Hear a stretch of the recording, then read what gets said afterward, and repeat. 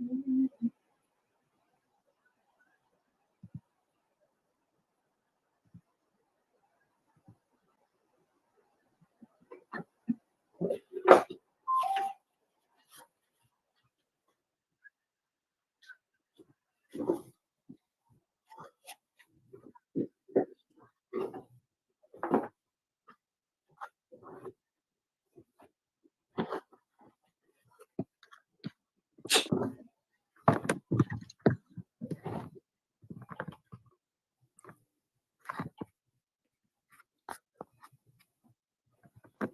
right, is my camera better?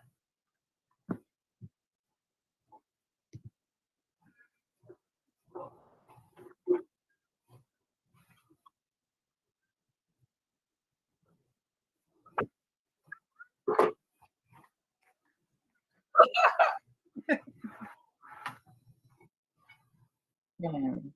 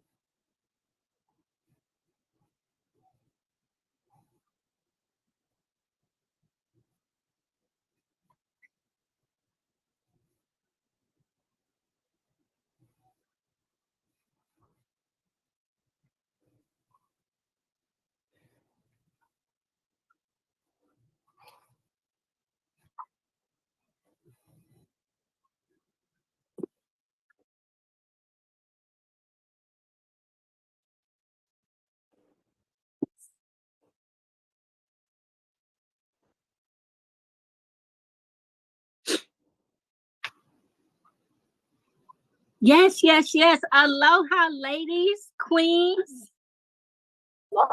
Mm. Can you hear me? No? Yep. Aloha. Aloha, ladies, I can hear queens, you. women who want wealth. Aloha. How y'all doing? My name is Aviella. I'm here on Maui in Hawaii. I'm thrilled that all of y'all are here to share this wonderful progress and project that we've all done. All of our sisters being vulnerable and sharing our stories. A little bit about me. I'm here to represent all of those adult females who have aged out of foster care and have decided that we were going to do more than what they expected of us. We were going to elevate ourselves and not fall or succumb to those statistics where they tell you 40% of people who age out of foster care end up either in jail, homeless, or dead. I'm here to represent all of us and everybody else. So a little bit about me. I am a purpose-driven wealth creator. What I mean by that is I am in the business of aligning my purpose with the way that I, generate revenue. I love business. I love the idea of profit over wages. I've been an employee before, but I'm so happy and grateful that I learned early that I'm just a terrible employee. I'm much better suited for entrepreneurship. I am someone who doesn't really subscribe to group think. And so when you read my story, you'll see how I went through my challenges and my paces as people tried to tell me what I was going to do, when, where, taking things from me, abusing me, incarcerating me. Look, for sneezing too much, y'all. I represent a system when I was coming up in school, St. Louis, Missouri, where I got captured in this system where they literally sent me off to be incarcerated just because I had allergies at school one day, right? Crazy. I don't want to tell too much about my story, but look, I'm here to tell you we can, we will, and we did. And so our stories, my story, that I'm sharing, it's just a little bit, because I'm the sum total of my life's experience. And this is just a little peek, just a itty bit of what I went through. But again, my name is Aviella. I'm here on Maui. I'm about this gumbo life, gumbo for the Black woman's soul, that gumbo life for life. And I'm gonna stop talking so y'all can read everybody else, okay? Bye. Thank you so much, Aviella. Yes.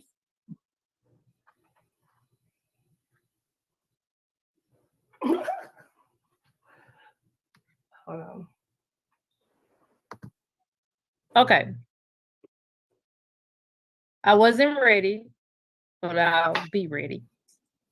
No, I'm here now. I'm Sharan Duncan, and this was a big leap for me.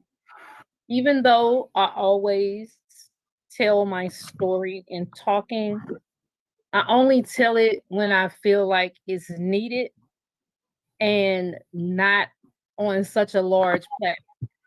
However, this is something that I have been wanting to do, but I was always afraid. Doing it with a group of women that I did not know made it easier because it was a non-objective space, but I immediately felt safe from, I don't know if we calling it orientation or like our very first call. And I love doing this project. I love all you ladies. Thank you, Leanne. Thank you, Leanne. Thank you, Leanne. Even last night, y'all just don't know, I was ready to pull out. We was already down to the wire. A little bit about myself. I am a mom, a grandmother, a daughter. I'm all those things to everybody, but to myself, I'm just Sharan. And in this space, in this time, I'm learning to stand by and on my voice and not be afraid of hearing myself. And I think that is it, except I got to give a shout out to my 7 lovely grandkids. They made this all worth it because it's going to push me to the next level to write the book. And they will have something to carry on and to know their honey even when I'm no longer here.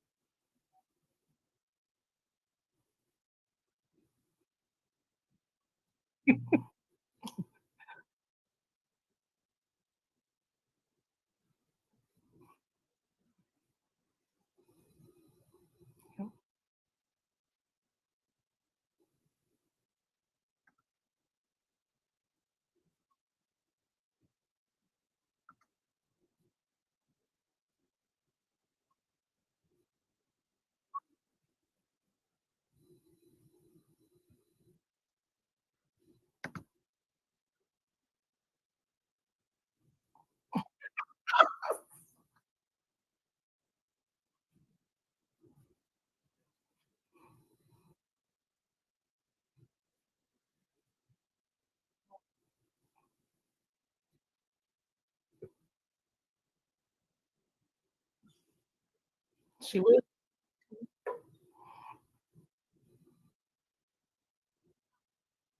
Oh, I just want to add one quick thing.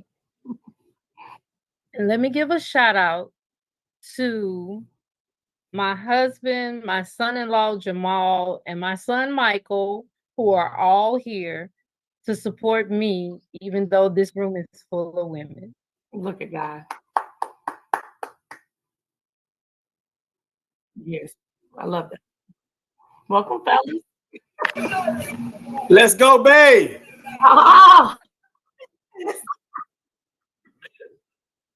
Okay.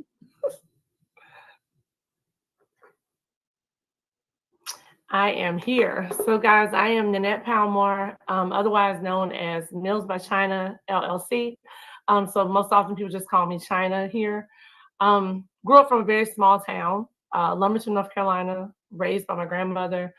Been cooking my entire life. And everything I said I was not going to do as a child when I got older, I ended up actually doing and loving. Caring for people is my passion. Feeding people and cooking is my passion. Sometimes the problem with that is your passion can become overwhelming. It can turn into a job and it begins to be something that you do more for other people and you forget to pour into yourself. So I want to say thank you to my friend Leanne because she constantly reminds me to pour into myself. She constantly reminds me that I am first. And Shereen, I was just like you. I was about to back out. Okay, because one of the things I am learning is, facing our fears is hard. But I've been facing my fears my whole life and overcame the fears. Like Aviella said, we are survivors, not victims of our past. We're survivors. And so with that being said, Leanne stayed on me, y'all. She felt like, my story needed to be heard beyond her. And I have shared the story with other people, but like Shereen on a kind of like on a need to know basis or a pick this sister up who may be going through the same thing type of ordeal, as opposed to it just being a testimony. At the end of the day, we have to break those generational curses of that spirit of fear and quietness because you never know who may need to hear it in order for their soul to be healed, in order for them to have the strength. You never know who's watching you. But the freedom that you feel from just being yourself, loving yourself, and doing what you love. And as my sister can say, waking up happy, sis, that's everything. Waking up happy is everything. So I want to say salute to all the women. I'm so happy to finally get to see you guys. I literally ran in here on 2 wheels because I'm always working. But I told Leanne I put my shirt on before my last delivery. So I'm in here. So y'all excuse me for moving around. And I'm sorry for the blurry screen. I dropped my Chromebook. So there's nothing I can do about that little blur. But y'all can see me. Yeah, as long as y'all can see me. But I just thank you so much, Leanne, for this opportunity for all of us. I've been reading the excerpts, ladies, and let me tell you, we poured this from our heart. This really was gumbo. Okay, we dug deep for this one. We searched inside and we pulled it out. You know.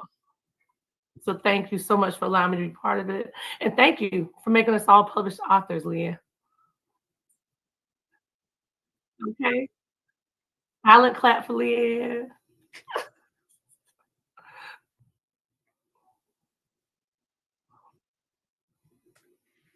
Hi, everyone. My name is Stephanie Walker. I'm here in Georgia, and I am the contributing author to Breaking the Silence, Confronting the Shadows of Abuse in this new anthology that I have been welcomed on this project and honored to be on this project.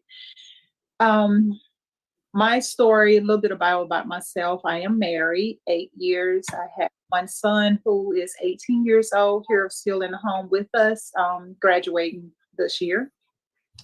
I am a survivor to childhood trauma.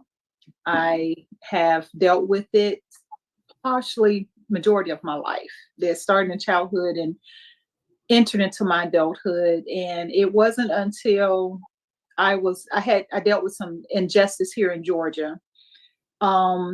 Never been incarcerated. We know the stories of how the police system is dealing with public defenders. I dealt with a situation where is that I had time played against me as a mother, and I accepted a plea deal, even though I had all the evidence to prove my case. I accepted a plea deal that landed me into the Georgia Department of Corrections for 2 years. Excuse me, on that 2-year sentence, I did 18 months. On that 18 months, I was assaulted not by my fellow ladies who I sat with every day, but by an officer, a male officer who was there. It was too familiar what had came into my life dealing with that particular person. And the difference is I was raped by him, not just molested, but raped.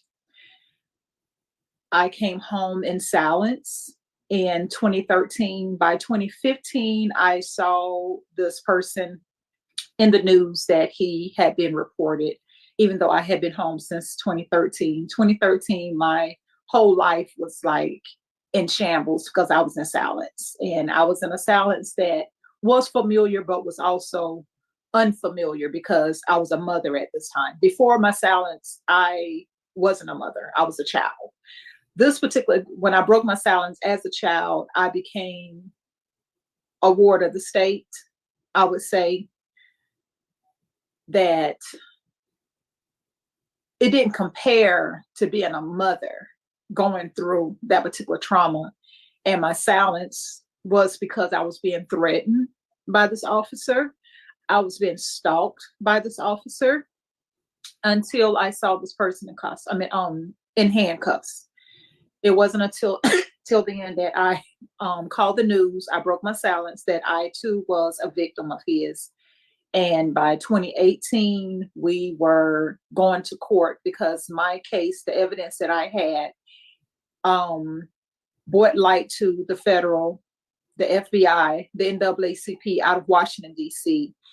And for the first time, I saw justice. And I walked into the courtroom dealing with anxiety. I walked in, rolled out in a wheelchair. Thankfully, my husband, even though I called on others to stand with us, my husband at that time, who was my friend before I was incarcerated, we got married in 2016. He walked in that courtroom with me and he stood with me. Everybody from the NAACP out of Washington, D.C. to the FBI, they stood with me, and that gave me courage to go up on that stand and speak. And I never thought that I would lay in my bed and hear the still voice that came across me, I am no longer silent. And it was just so peaceful. And thankfully that I have a relationship with God. I don't know about anybody else's faith, but I can speak on mine. I have a relationship for all the trauma that I've been through, that I recognize that voice. And when I heard it, I sat up in the bed and I looked over at my husband, and my husband was asleep. So I wrote it down and I tucked it away. And when we got our court date, And we had, I called the news and I reported in the news. I wanted to go public then and break my silence. And breaking my silence brought me the voice to hashtag I am no longer silent, which now I am the founder of. Hashtag I am no longer silent. And what that means is I am now a speaker. I am an advocate. I've been on military installations. I have been back inside of female prisons. I have been all the way to the Senate speaking on our rights, that there should not be a time. There should not be a statutory of time, that there's a limit when we break our silence, when we wake up and decide that we are going to seek justice for the trauma that we've been through. I travel now telling my story, showing someone else that I am not Oprah. I am not the famous person that you will never be able to speak to. You will never be able to reach out to. That I am a face just like you. I am a person who clocked in just like you, that made the same hourly wages just like you, that made the same rentals just like you. So I'm just like you, a face like you that you can reach out to share your story, break your silence. And I will be the one that walk hand in hand with you until you get a counselor, till you get in therapy, until you walk into that courtroom and stand with you. And with that, if that means that I lose family, if that means that I lose friends, if that means that I lose those who once supported me in my life, that's what I do, because that's what breaking silence is. Breaking the silence is breaking the silence in our communities as a whole. And that's who I am. And I am honored and I'm thankful that I have been able to share my story, but being able to tell it in this light. I thank Leanne for actually reaching out and calling on us in a way that she didn't even know who would respond to her post that she did. And we are here, and I am so honored. And I really cannot wait to meet each one of these ladies face to face, to be able to just get a handshake, but an embrace of hug to say that we did it. Could I say something?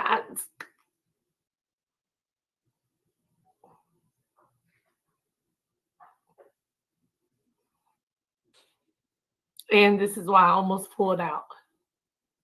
It's okay. I thank you, Stephanie. I'm so thankful that I did not pull out. We share our stories. Sometimes people receive them, sometimes they don't. Everything you just said resonated in my soul, so I thank you so much for that. Leanne, I just feel all of her energy. My thought here, I was over here trying to be calm, cool, and collective, and everything you said is it's almost like you just saved my life. And it's hard. My heart goes out to you. I send a hug to you as well. Same thing from childhood. And now we wake up happy because we have let go. Yes. That weight is no longer there. My first rapist incarcerated. Second rapist shot and killed. You know, as a child, I felt like sometimes like God didn't hear me. God, why doesn't anybody see me? Mm-hmm. And I blame myself for trying to fit in, which is one of the things I talk about in my excerpt, you know, for trying to fit in and be popular in ways that I felt like I was not, just what I did not have, you know, growing up. And we do that. And we often self-blame. And it took a lot of years for me to understand that no matter what, it was not our fault. No. You know, and justice will be served, but we have to allow it to be served. We have to stop being silent. So thank you. Thank you so much, Stephanie, for that. You're welcome. Thank you.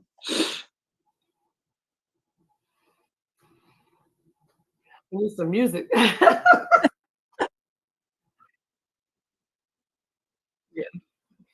Look.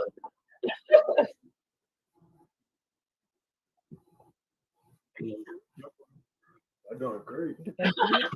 Brian said we're doing great. Hi. Okay, this is break time. Lord Jesus. Look, musical interlude. Oh my goodness.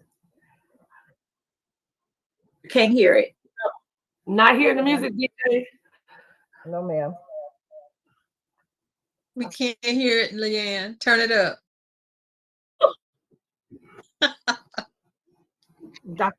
There you go.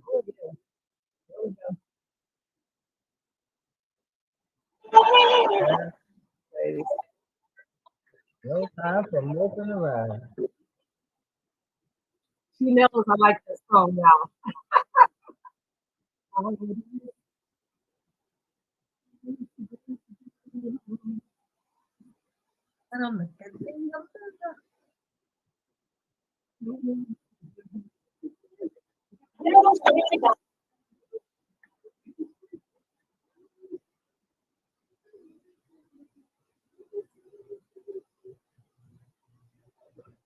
Okay, Aviala, I see you.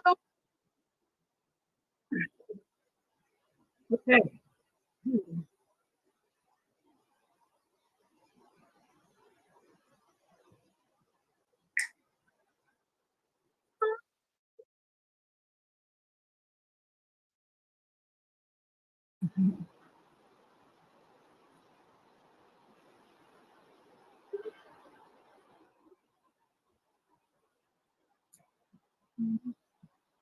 Yes, that's my dance music right there.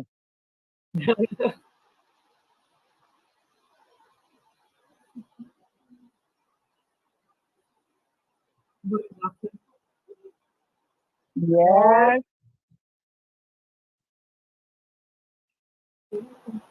Come on now. Come on, DJ Lee.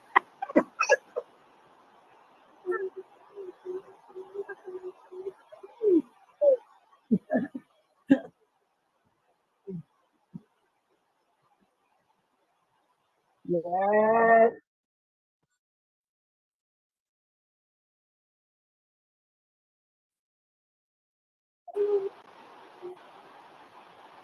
Come on now.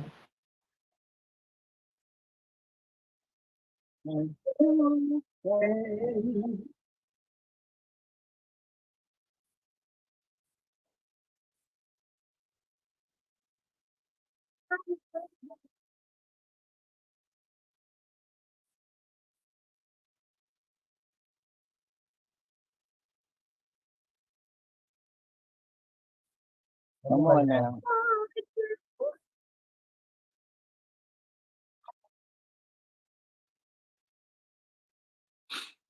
Hi.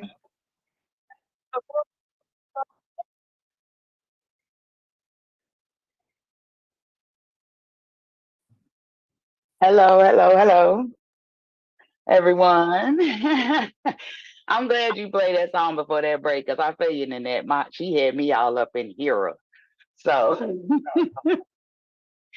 and then coming back to me, can everybody hear me? Yes. Yeah. Okay. All right. So, I want to say, hey, everyone. Hey, ladies, my boos. How y'all doing? Y'all look so pretty, girl. All right. So, my name is Tamara Sydney. I am a 48-year-old grandmother. I have two boys, several stepchildren. I have step grandchildren, and I say all that because I have pretty much grown up raising everybody and everybody's kids and the neighborhood people and all of that. But in the midst of all of that, my story, The Chameleon's Quest, I call it The Chameleon's Quest because I don't feel like I'm from here. I feel like I am a cosmic mermaid and I just live around humans. In my chapter, you understand why I say that because um, I was a child that was born with a very high IQ before I knew that I had a very high IQ, and then my mother was an education pusher for a punishment, so then that made the IQ worse. And then also, I am original Indian and original African mixed together. So my spirituality is heightened. So I've always seen images in color. So a very intelligent little girl with a mouth that is not shy. And then they're seeing things that they can't have a conversation about. It puts me into predicament. So that's why it's the chameleon's quest because I've learned how to be human. Okay. I am a mental energy therapist. I am a motivational speaker, and I am an author. I am a stage performer. And I also live in between the States and Jamaica. I literally just got back. And sorry about the drab and the I'm trying to hype myself up too, because it's a process when you live over there and you're eating good and healthy. The air is clean and the vibe is cool and all of that. And then I come back and I've been back for a week. You can hear it in my voice. And then I'm sorry, fellas, but y'all understand I'm a woman. Plus Mother Nature done kicked in. My body's trying to filter reheating this badass food, smelling this damn air. It stank as soon as I got off the airplane. Like, I'm going through it over here, y'all. Okay. I'm just letting y'all know. So I'm trying to adapt. Um, about the pulling out, no, I've always been the one to speak up. So I've always gotten in trouble. I've always been told, oh, you know how you say, somebody's not this kind of a person. No, I don't want to go around there. These things are happening. See, so I was told I was lying, trying to get attention, just being hot. I got all that good stuff. So I learned how to blend in with the foods. But at the same time, I understood how to read people, how to understand energy and how to move it. And that's how I move and process. So doing this book though, and meeting these ladies, I am a very adamant person about truth telling. Yes. Okay.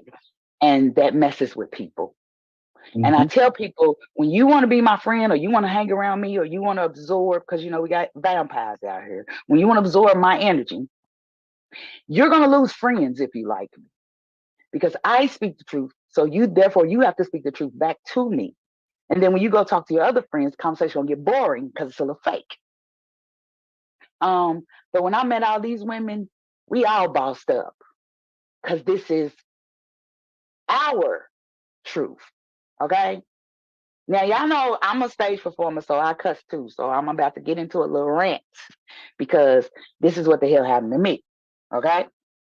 So my initial issue in life was I was born left-handed. And I was told that was bad, devilish, blah, blah, blah, blah, blah. And I had to be right-handed, right?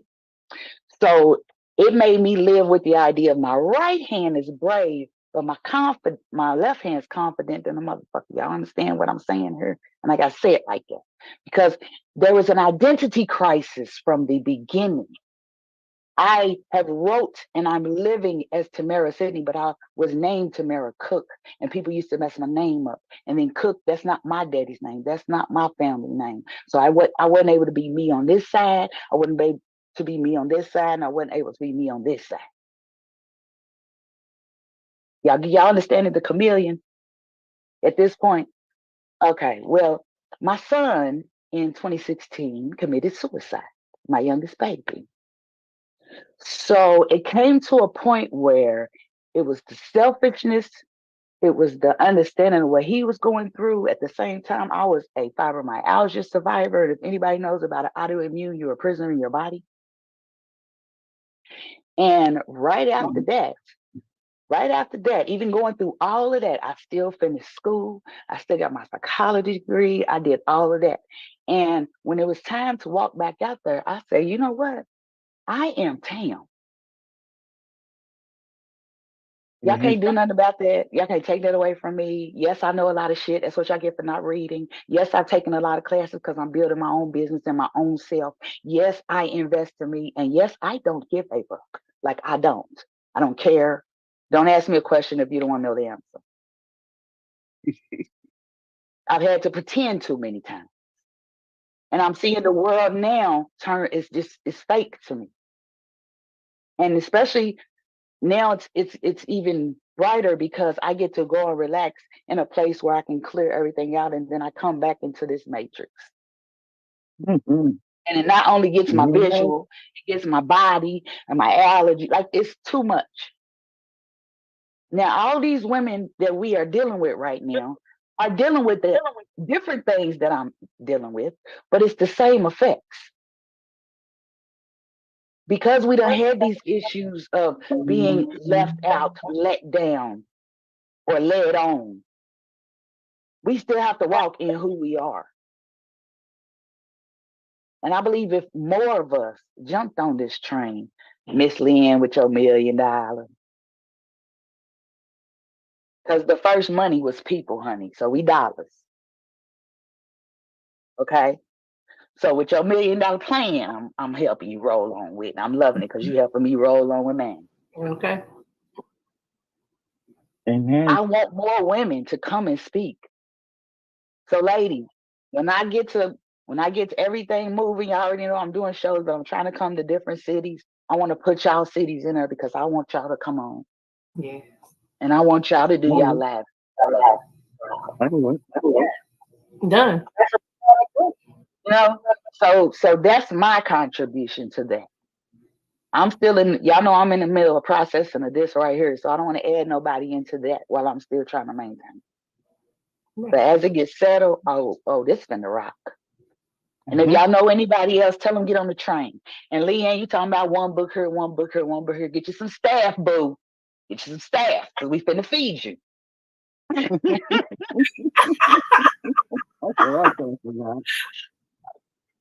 Come on, Nick. Okay. Yes. Yes. I know that's right. I know that's right. Yes. Yes. Hi. Oh, can you hear me? We can hear you. Oh, We can hear excellent. you. Well, I got into this because I just knew it was time. I saw the advertisement, and I've seen so many, but this one time I had a urgency inside my soul that said, "This is it. This is the right time to share the story."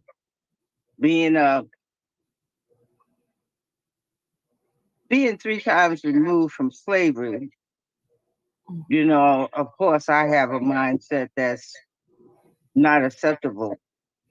And, it wasn't acceptable when I was a child because I knew too much as a child. So much like Tam, where I can identify with you, here I am, I'm seeing things. I know things that I should know. And I'm a kid, so here I am being beat down because I'm not supposed to know this stuff. And I'm just supposed to be seen and not heard. But then when you all need help, you call me. But you don't want to give me no, kudos for it because I'm getting beat every day because I know too much, And so it's like you ain't never gonna be nothing. And because it started from birth, I believe my mother was very, very nervous when she was pregnant with me, and she may have been depressed. And you pass those on to your children, and even before they're born, So I was a depression-prone person, couldn't see my value, even though I knew I had something to say, and I was just angry all the time because I was just angry all the time, and I just used to fight. I used to fight, and I I realized as I was growing up that I believed my parents pretty much, and that's because they materially blessed me so well that I said, well, they can't be trying to hurt me, so I decided to allow that to happen, and I just beat myself up, So like you girls who stood your ground all that time, I became an addict. And I was an addict for 35 years, but still fighting my way through. Had 2 children. When people had problems, they come to me. I get clear and tell them what to do, and I go back and get high. Well, at this point now, I just wanted to be said that there's women in my age bracket that have been through what you girls have been through and weren't able to share the story with them because of the fact that they were so broken, they didn't believe that it mattered. So they're Bible thumpers with no understanding and no heart to share.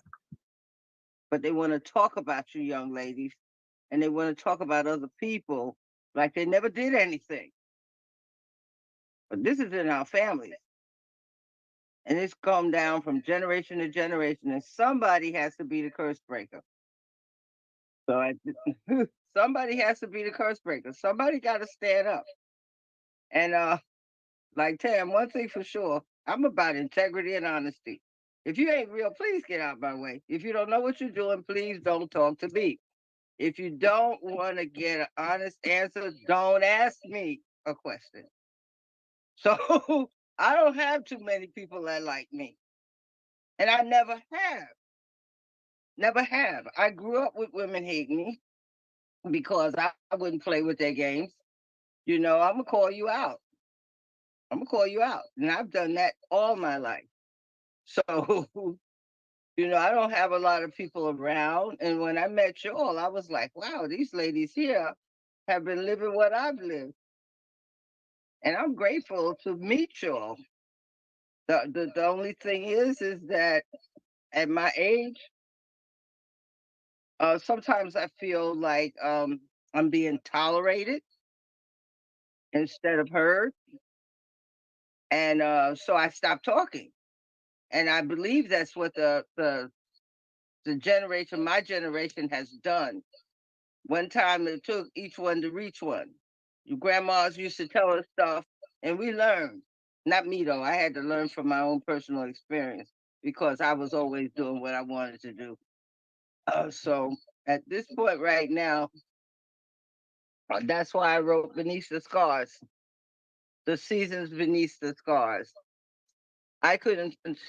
My story is too big for this book. You know, and I'm sure all of our stories are too big for this book.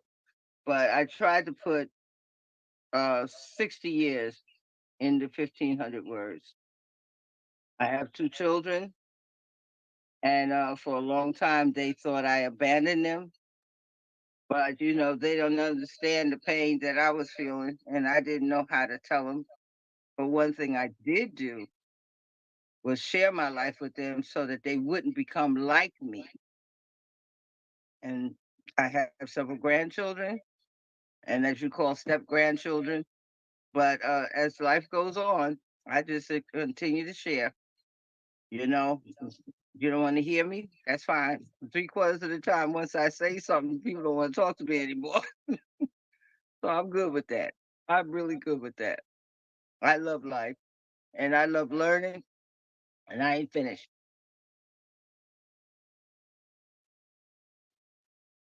And Ariella, I just want to say thank you for my flower.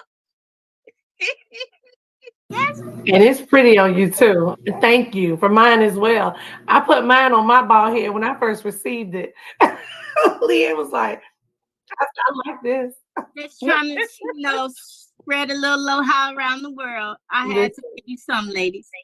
It was spread and it was so appreciated. I loved you it. so I much. absolutely loved it. I twisted my little flower to the side. The only reason I don't have it on because I ain't have time to run upstairs and go get it.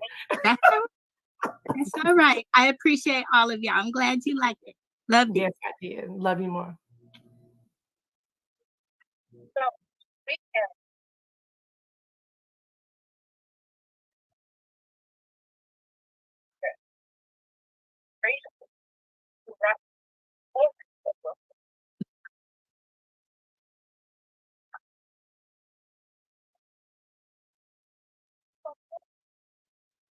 Well, just know that there was already greatness in the room. The bravery of women who stand for what they believe in their authenticity is amazing. Black women as a whole have always held up the world. And I always try to remind us that we didn't come out of slavery. That's not where we started. And so we have to get beyond and get past the enslavement of our people to understand that we came out of greatness. We didn't come out of slavery. And so it's on our DNA to stand, to speak. And when we do anything other than that, that's why we feel crazy. because it's a part of the very nature of who we are. And so when someone tells us that we're less than that, they're lying. Because, you know, the fact that they're blind doesn't mean that we're crazy. And so we have to continue to move forward. And when we support each other, we'll always be stronger. Always. So that's just me. Because I know I got greatness on my DNA. Say that twice. Say that twice. Absolutely.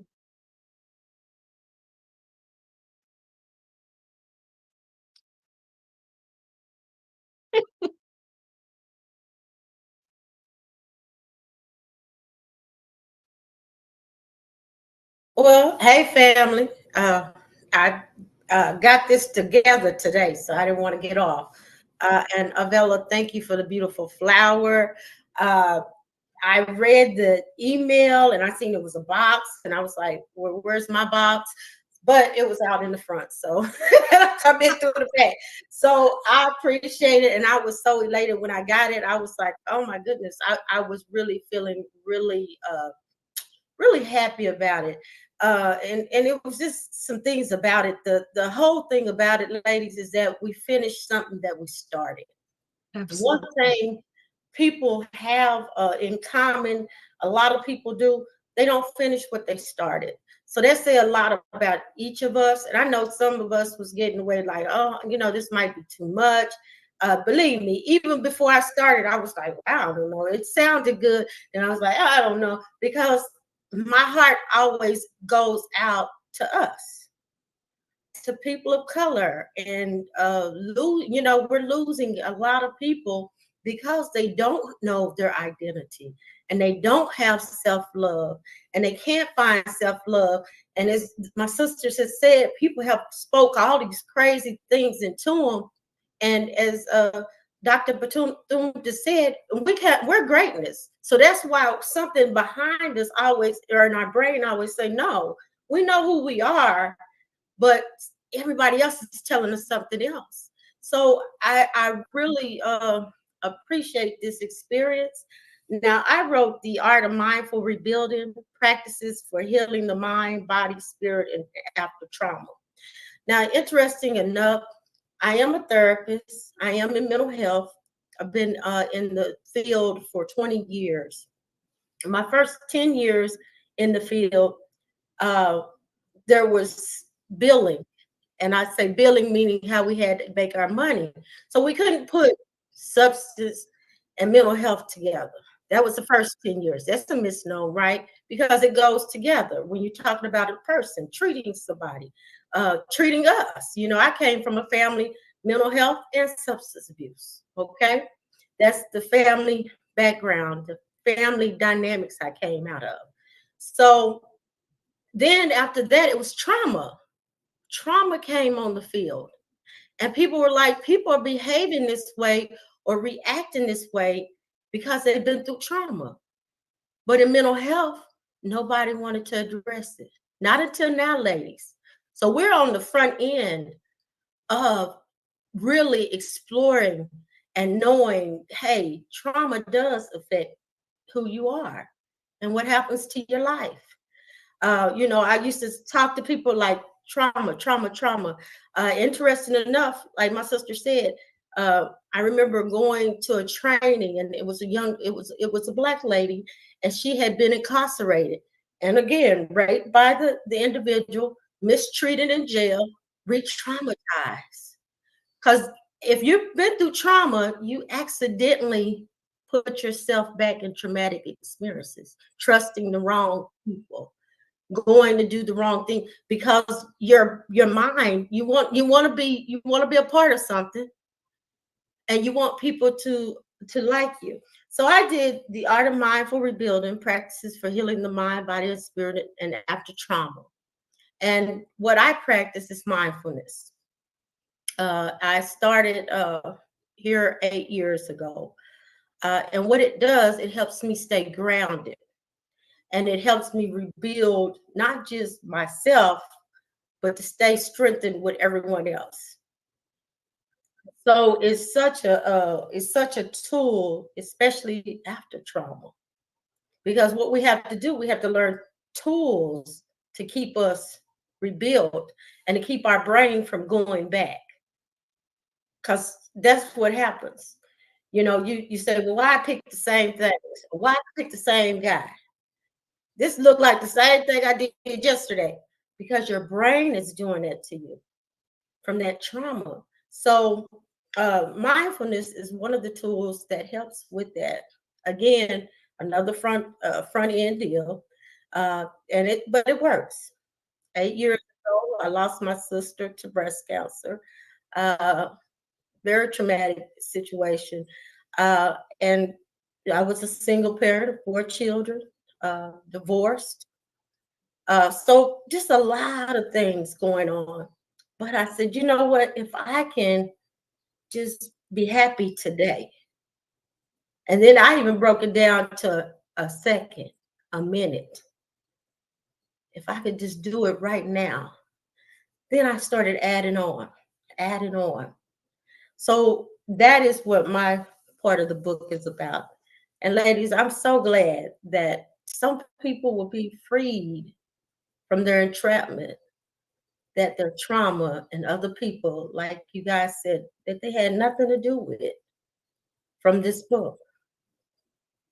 So just thank you.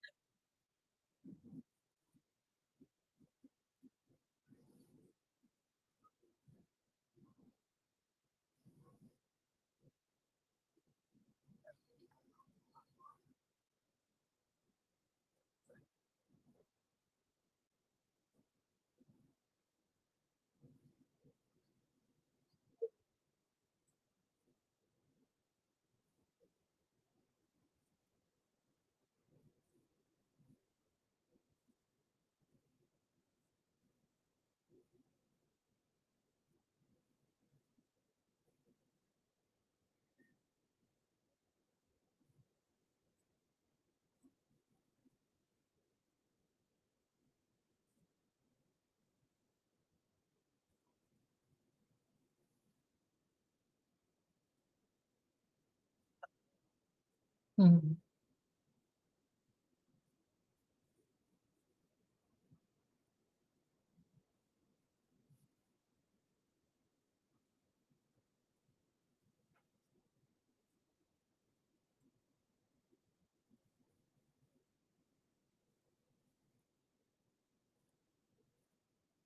Yes.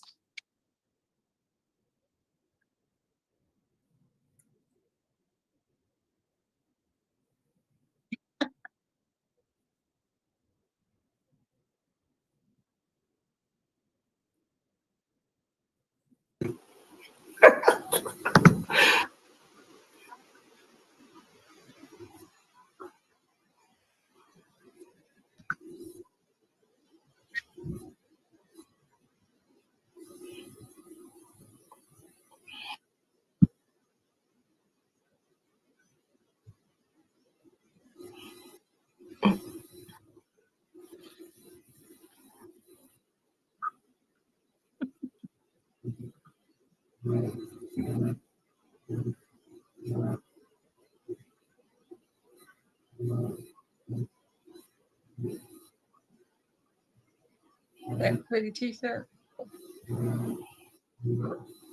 Look at you. Okay. Okay.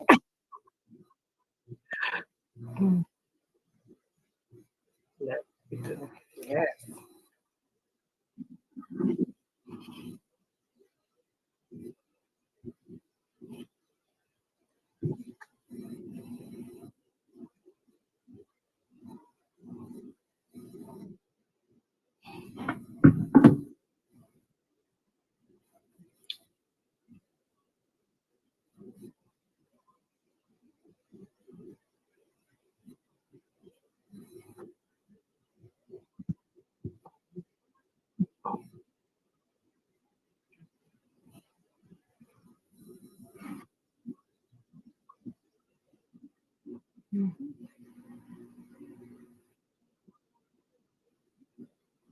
Yeah.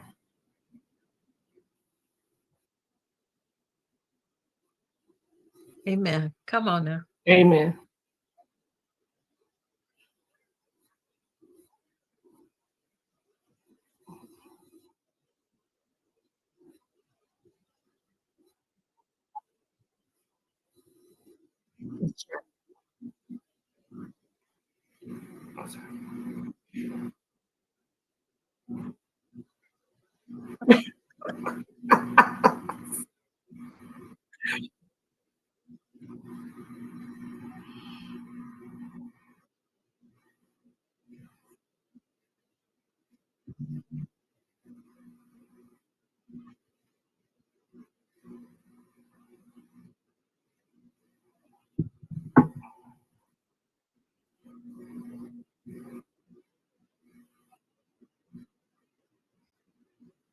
Oh.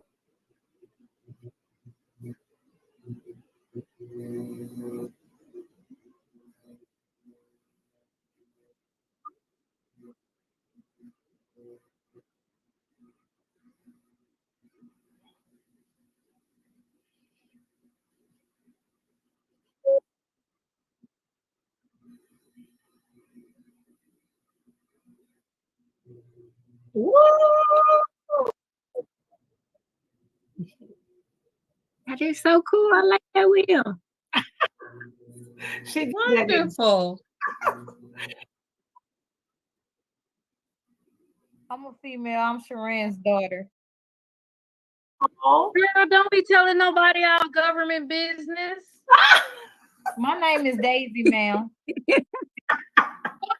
Yes, Darian. Yes, Darian. Okay.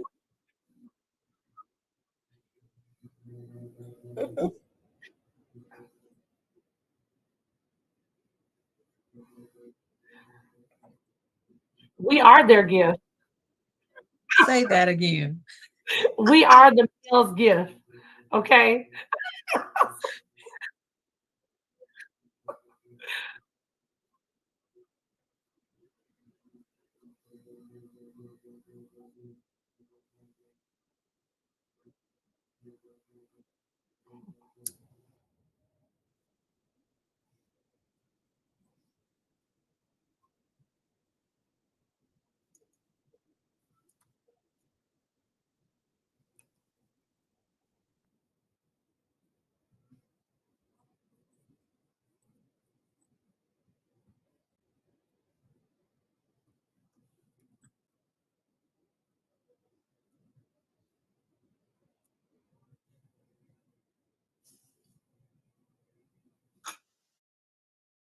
Well, I I'm love already off mute, so let me just tell you, I think it's an amazing book.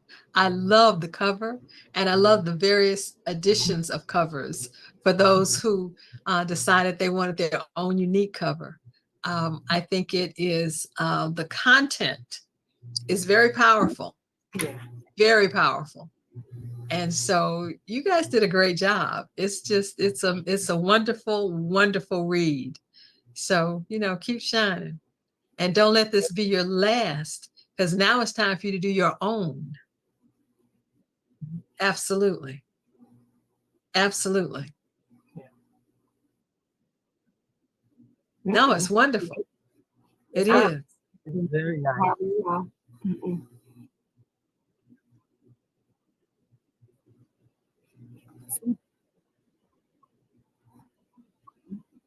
Yeah. You can and look at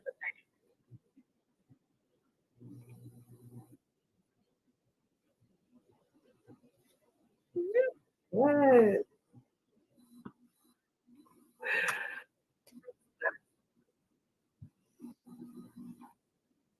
Absolutely. Mhm. Yep. Mhm.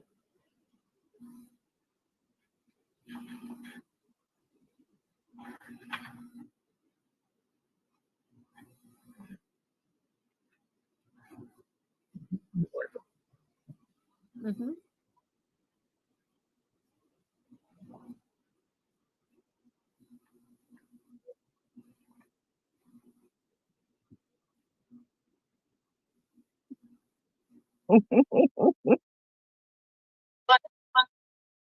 The purchase.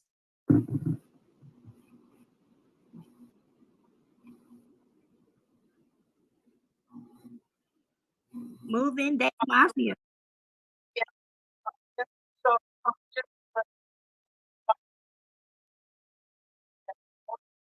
That's awesome.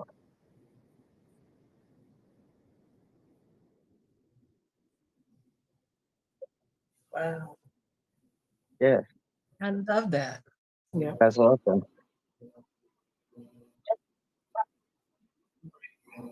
No, no.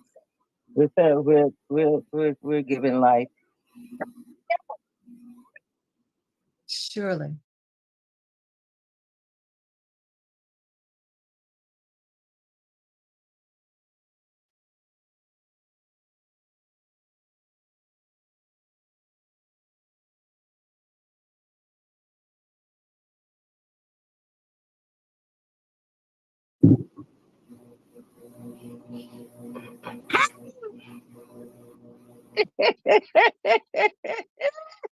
I know that, sister.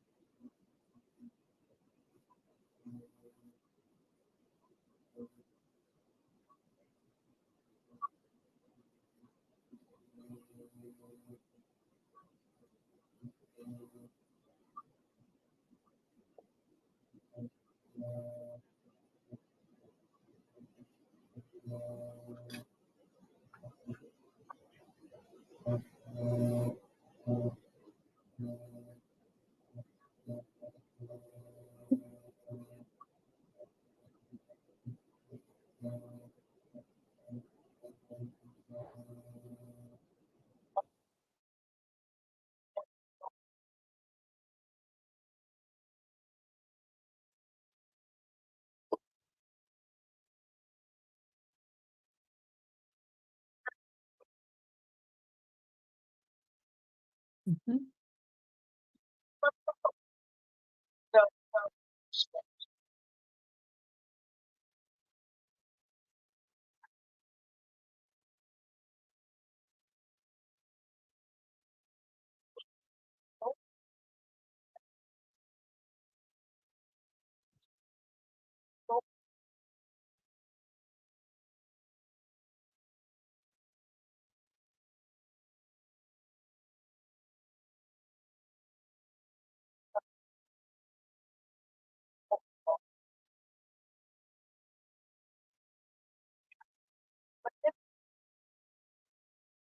That's a good.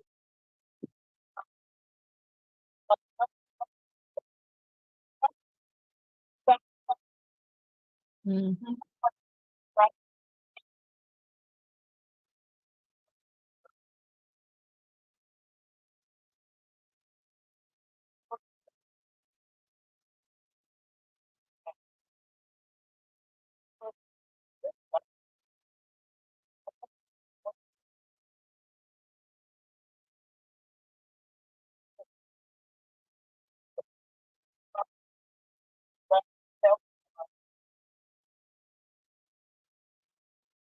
I'll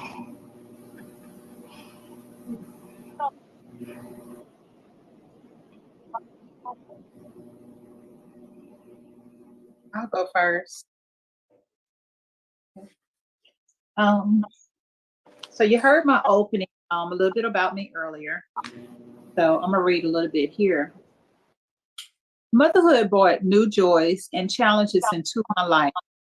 I embraced the role with the same fierce determination that had carried me through the darkest moments. I poured my love and compassion into my child, determined to break the cycle of abuse and create a home filled with safety, love, and understanding. Excuse me. The love I gave to my child became a testament to my own resilience, a promise that the wounds of the past would not define their future. However, my unwavering commitment to supporting those in need would eventually lead me down a path filled with betrayal and injustice. In a cruel visit of fate, I found myself locked away in a prison, a place that felt too familiar, echoing the horrors of my childhood.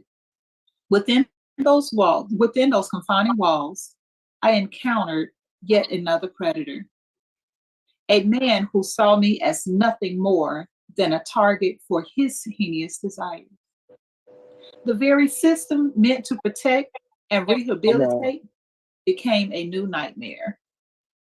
As I grappled with the darkness that threatened to consume me once more, the betrayal cut deep, a searing reminder the injustice I faced through my life. And I will end with this part. But even in the midst of this imaginable ordeal, my unbreakable spirit refused to be extinguished. I clung to the hope that had carried me through so many trials, determined to survive and emerge stronger than ever before. And in a moment, a long-awaited justice, my abuser was finally held accountable for his crimes, bringing a glimmer of closure to the wounds that had haunted me for so long. The victory, hard fought, and a long overdue, felt like a vindication of my struggle, a testament to the power of my voice. And that is from Breaking the Silence, Confronting the Shadows of Fear. Love it. Beautiful. Yes. You don't have any.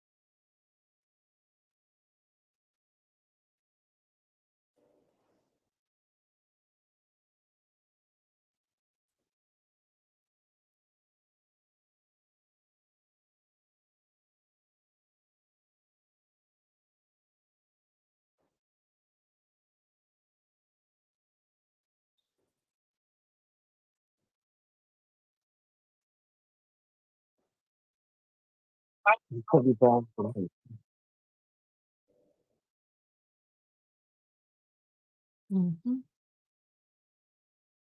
Absolutely.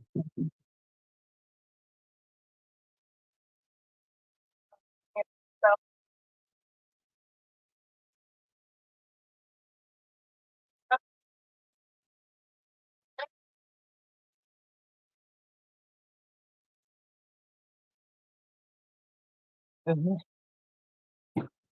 That's right.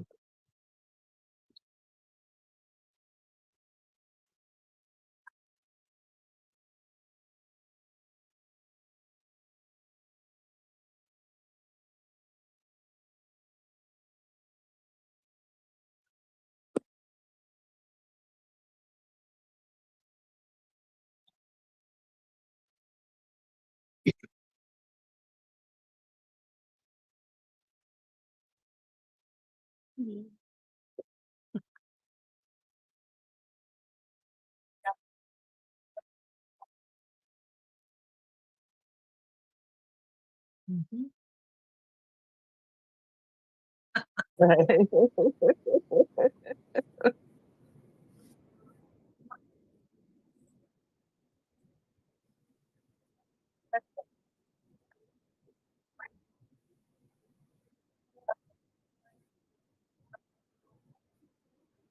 Mhm. That's the truth. Come on now. Never. Mm-hmm. Come on now.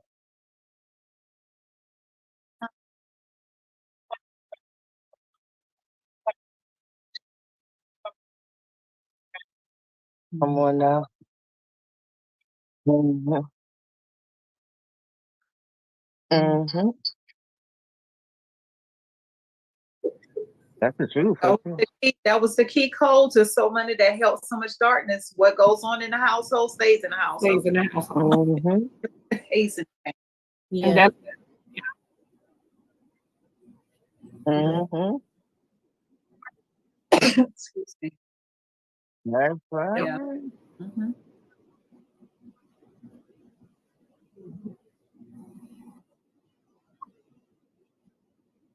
yep.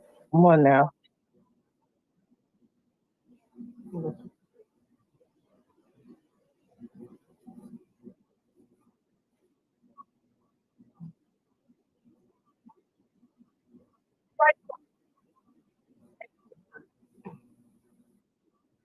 I ain't sharp inside.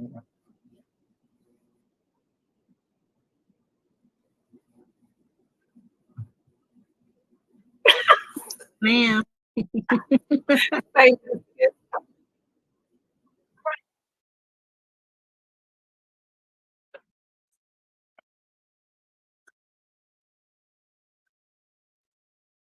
Mm-hmm.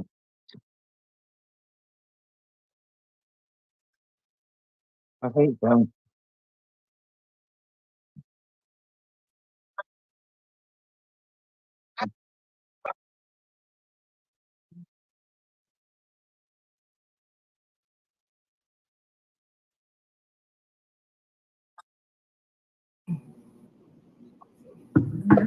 Mm-hmm. Mhm.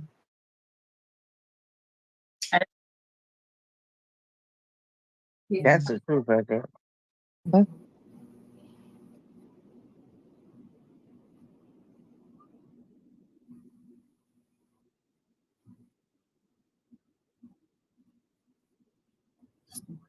Let That's you. Hmm.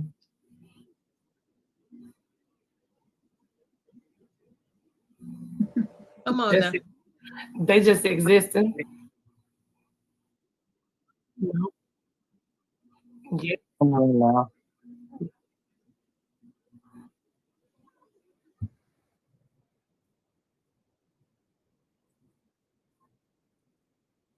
Yeah.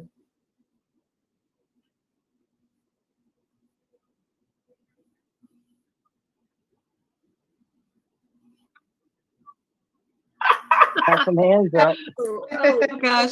Well, before you jump in, I have to jump off because I have another Zoom, Zoom call. Lord, today. It's It's a been a pleasure Zoom meeting Zoom you. day. It's awesome meeting you. Thank you for writing for us, please. Oh, Thank I you love so you much guys, for and I acknowledging love us Leanne. and Thank believing in us. Aviella, Thank you know you're my girl. And God Oh bless gosh, your but thank you all bloodline. for allowing me to come and spend some time with you. It's greatly appreciated, but I know I'll see you again. I'm looking forward to it. And I'm saying that I know this is not Absolutely. the end, it's your No. beginning. It's All only- right. Yes. All Thank right. you so much, God bless them. Thank you. Thank you. I love you. God bless. Love you too. God bless you. Leanne It's Dolce, nice to meet you. girl, you the bomb. The bomb. She's the bomb. Like it's right now, louder, too. y'all. She the bomb.com. I said to know her is to love her. If you don't know your friends in and out from a friendship, family, business, spiritual, all perspectives, you don't know the people you're dealing with. And that one right there, I deal with her, y'all. I love twins. I love twins. You know, we run around here strong, but when we pick each other up. That's and good. I love her for that friend that didn't want me to silence my voice, for being that friend that knew my story and said, friend, it's okay. And it's going to be okay. It's going to be okay.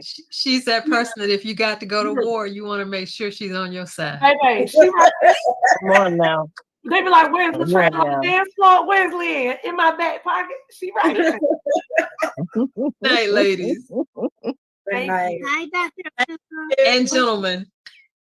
And gentlemen. Nice meeting you.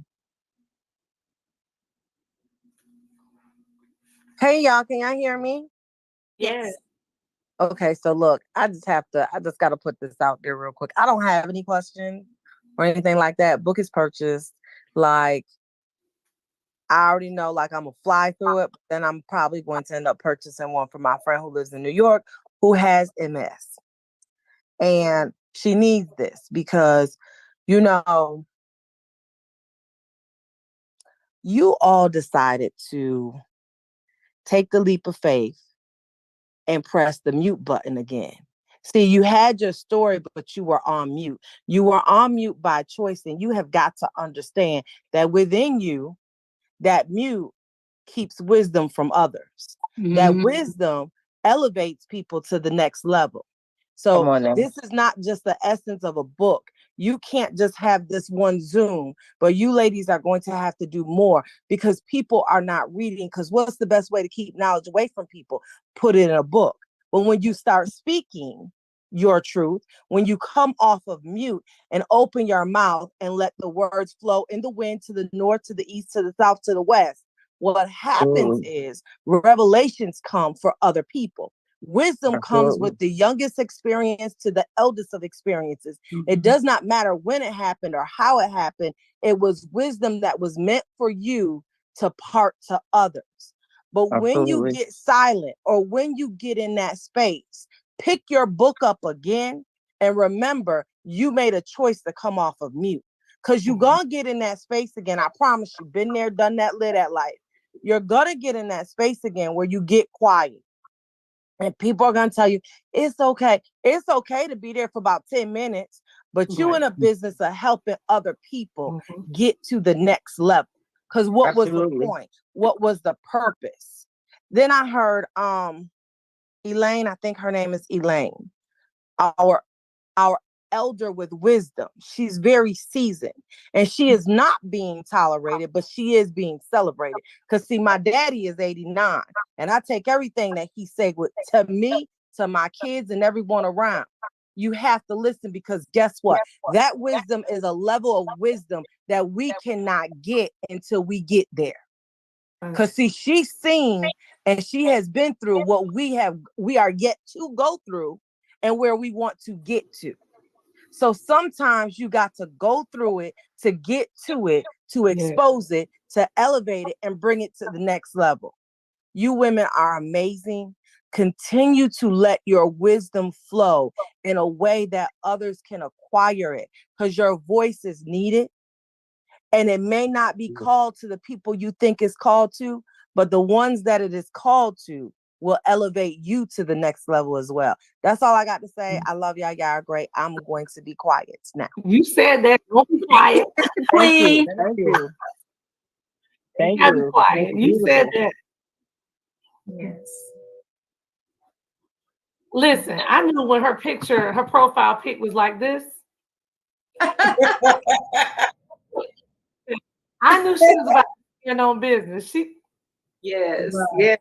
We thank you. We love you. Thank you. We appreciate you. Y'all are funny. Not take the glasses Absolutely. off. Okay, right. when the bald head sweat, Sherelle was over here making my bald head sweat. I had tears from the top and the face coming out. I was over here hot. Music.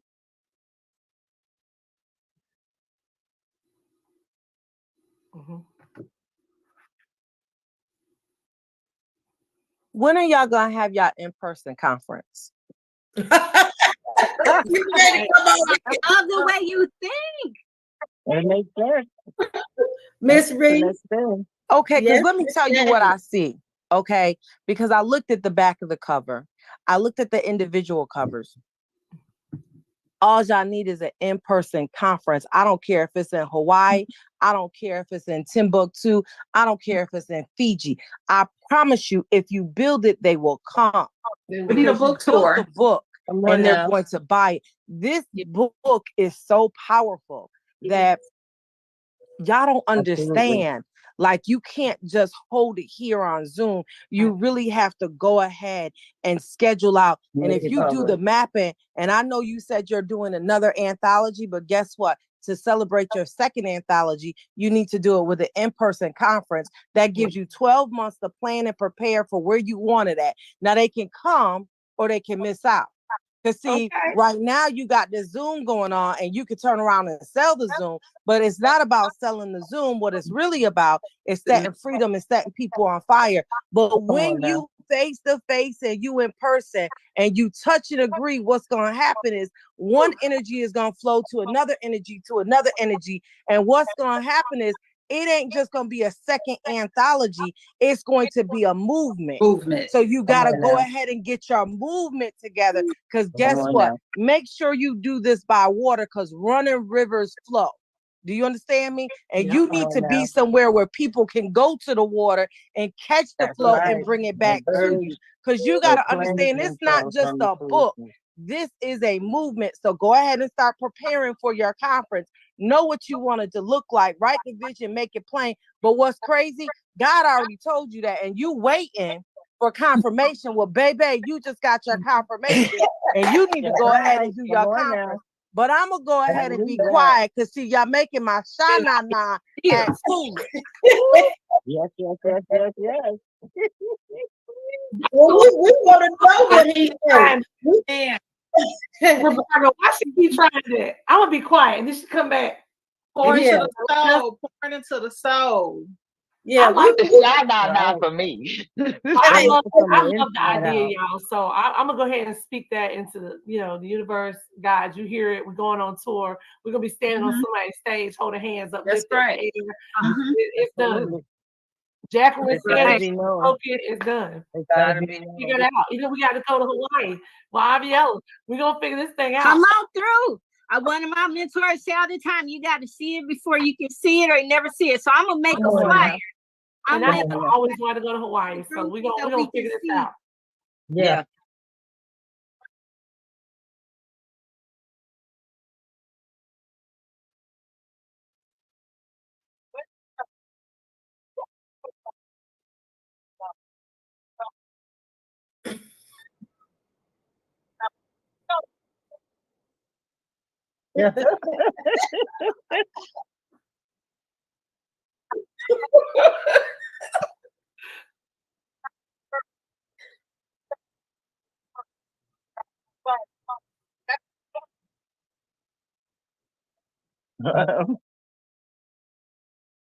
That's what I saw. Confirmation. Well, you got it. You got it.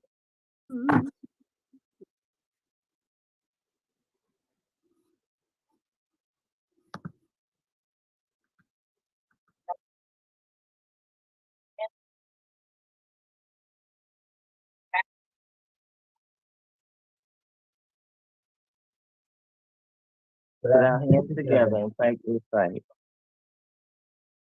Put my hand in the pocket. Yes. You know how a team puts their hands together when they say let's go? Yeah. Who we gonna be? And I've seen that, and now everybody's spoken it, so I'm not surprised. I just want to say thank you to those of my family that I see on here, because y'all have really shown and proved that y'all not only love me, that y'all support me, and that you guys are 100% stand behind me and everything I've gone through. I'm clicking these names, and I love you, Clara. I love you, Louise. I love you, Stacy. I love my mother-in-law, Karen. I love you, Laura Rose.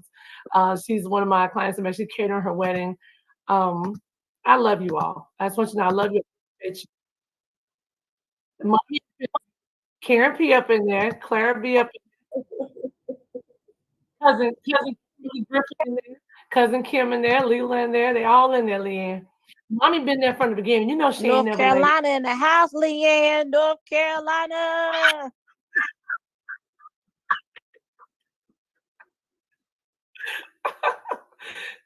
late. That's my baby sister, y'all. Yeah. Mm-mm. It's not. Our family has been through a lot. It's not easy at all. My best friend in there, Shannon and there, Leanne, she up in there.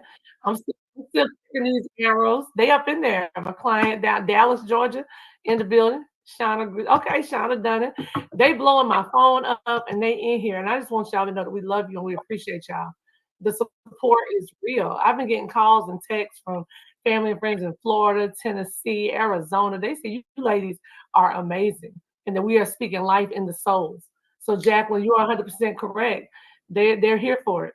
They didn't do anything but hear a couple of inserts and briefly what we're talking about, and they're here for it. They're absolutely here for it.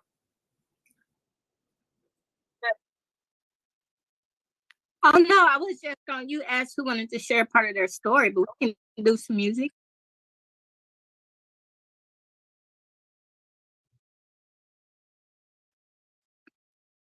Yep. Okay. So I have 2 chapters. This insert is from Why Settle, and goes a little something like this. The challenges I faced extended beyond the walls of the mental health facility. I navigated the harsh realities of the Annie Malone group home and endured intermittent stints of foster care and other mental institutions. The feeling of being a pawn in a larger game played by invisible hands was palpable. Every emergency placement echoed the harsh truth. My father's refusal to claim me, his daughter, relegating me to a day in jail, in a jail cell, awaiting another spot in a facility that I vowed never to go back to. I was a stark reminder of my unworthiness in his eyes and the system's cold clutch. Despite the oppressive environment, it was here in the darkest moments that the foundation of my future self was laid. I learned the value of personal fortitude, the importance of questioning authority, and the undeniable power of self-advocacy. I learned that sometimes to change your circumstances, you must first endure and then engage the system on its terms, only to subvert them for your emancipation. I was overcoming the villain of vagueness, sharpening my sword of specificity to slice through the confusion and clarify my goals. When I was finally released, I returned to a home that no longer felt like one. Myself.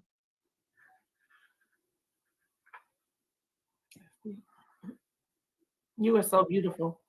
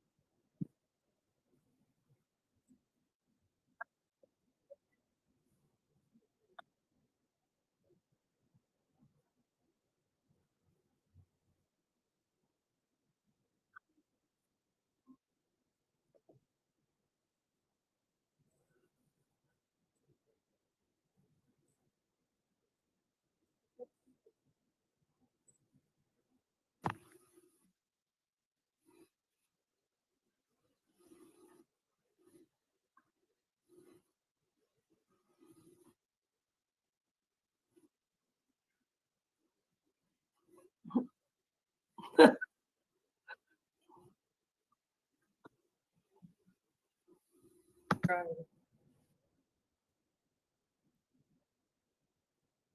Right.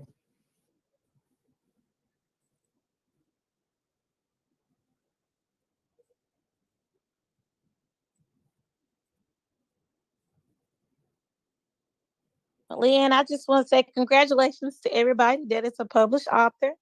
I am very much inspired by all of you beautiful ladies that are sharing your stories. So thank you so much. And definitely a special thank you to my big sister.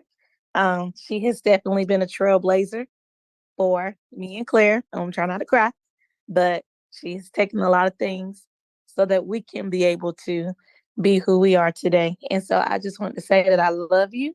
We may be miles and miles away, but our hearts will always be there with you. And my sister always called me the preacher's wife. So here y'all go. Sometimes you have to encourage yourself. And sometimes you have to speak victory during the test. And no matter how you feel, speak a word and you will be healed. Speak over yourself. Encourage yourself in the Lord. Oh, that's it, Leanne.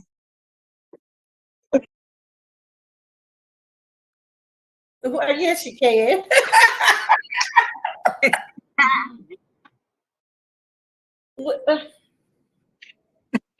I know, y'all.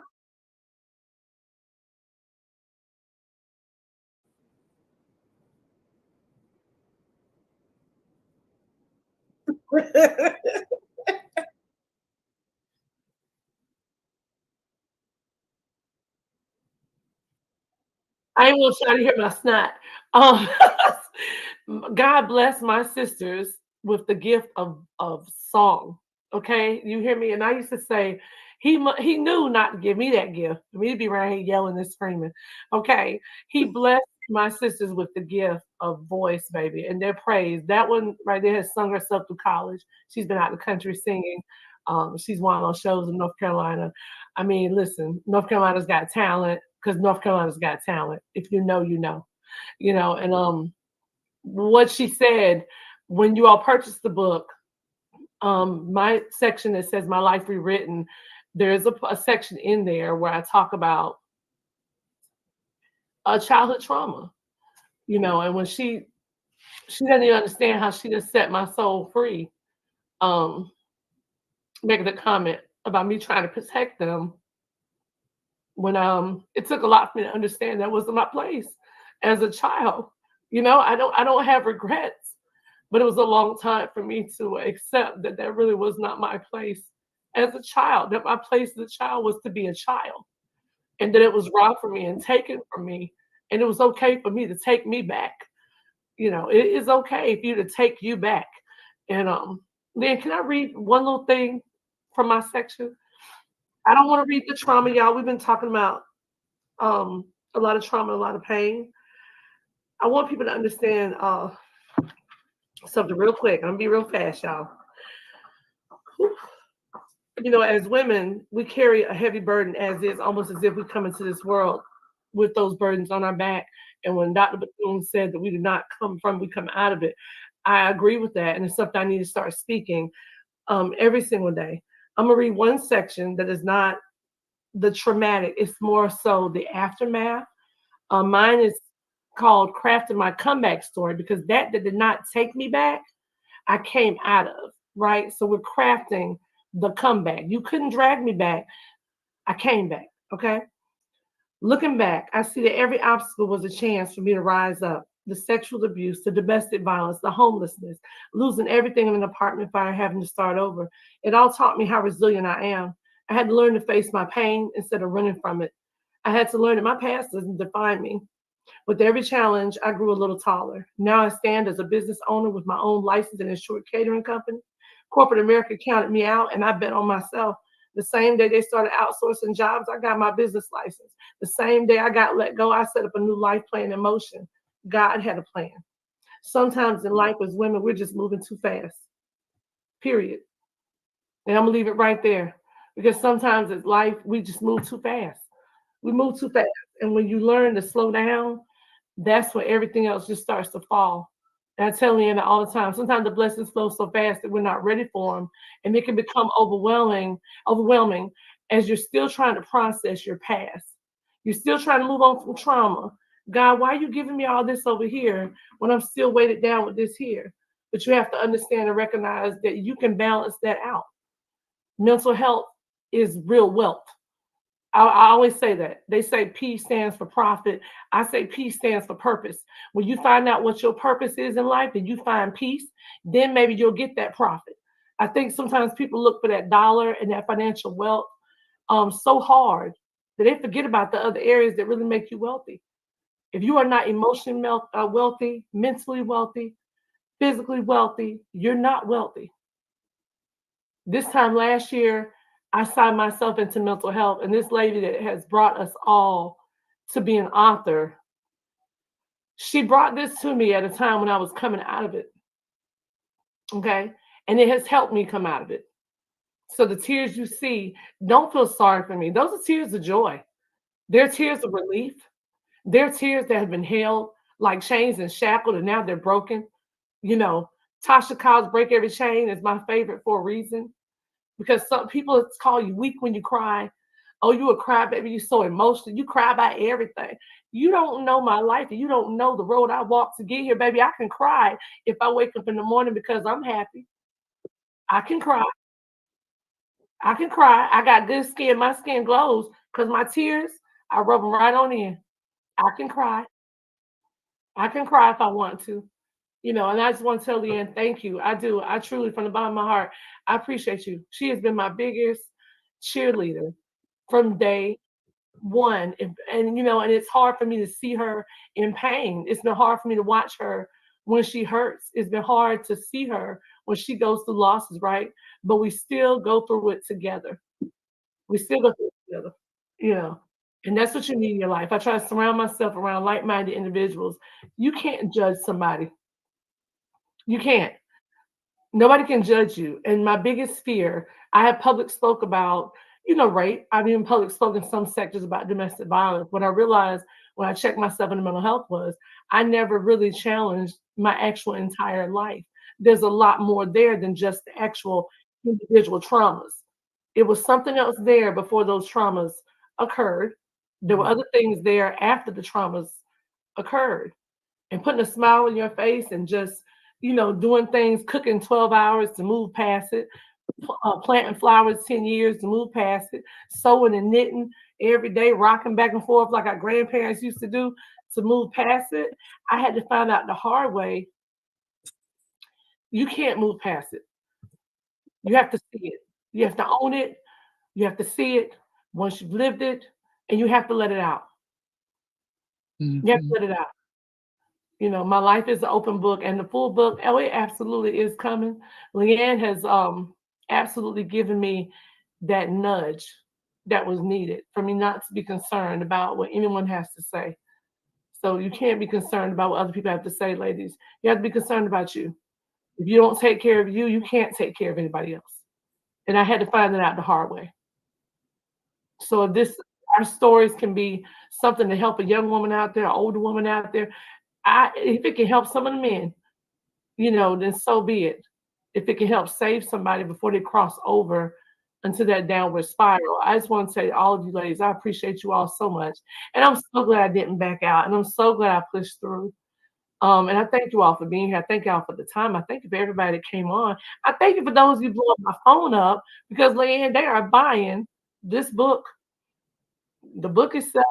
And it's not the book that's selling, it's the blessings. The blessings that come out of this book is what's selling. When man says no, God says yes, y'all. Go, DJ Leanne, and hit us with a hit.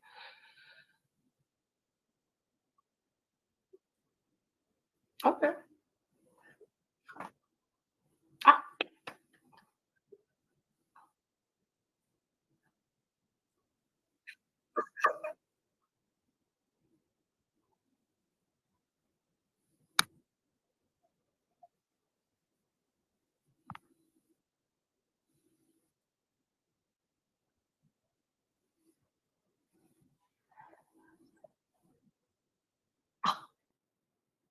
All right, Cousin Q.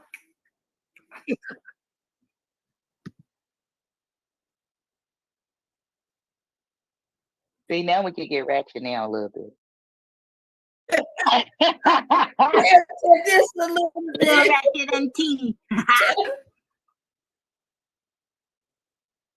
Uh-oh. Let me apologize in advance. She's playing my favorite song. That's all right. I love those. Yeah.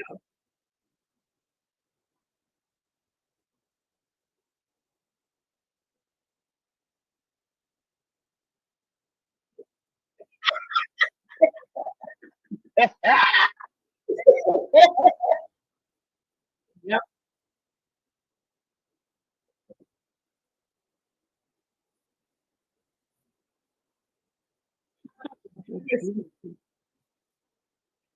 Yeah.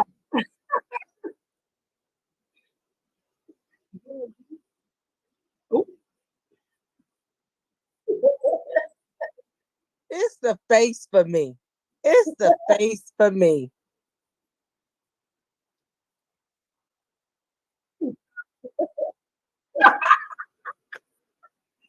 But she's from Memphis, so yeah.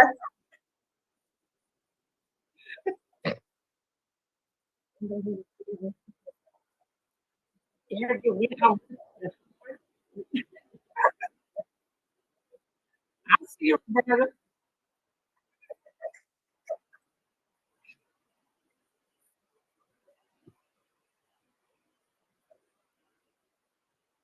We do appreciate you. You're good. You're amazing. That is so wonderful. Yeah, well,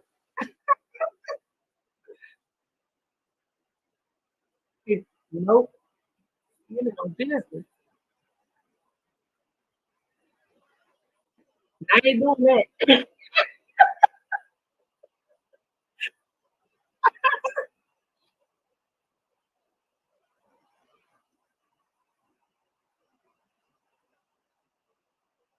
Hey, we did that.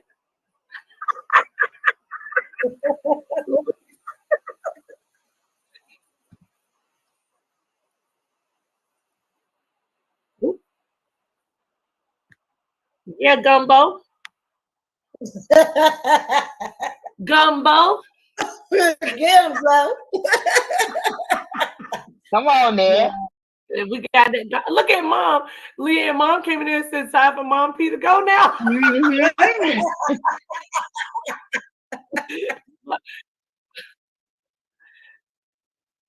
Oh, no, we got something for you too, Mom. No, we got something for everybody. We got stuff that right Yes. here. Uh-oh.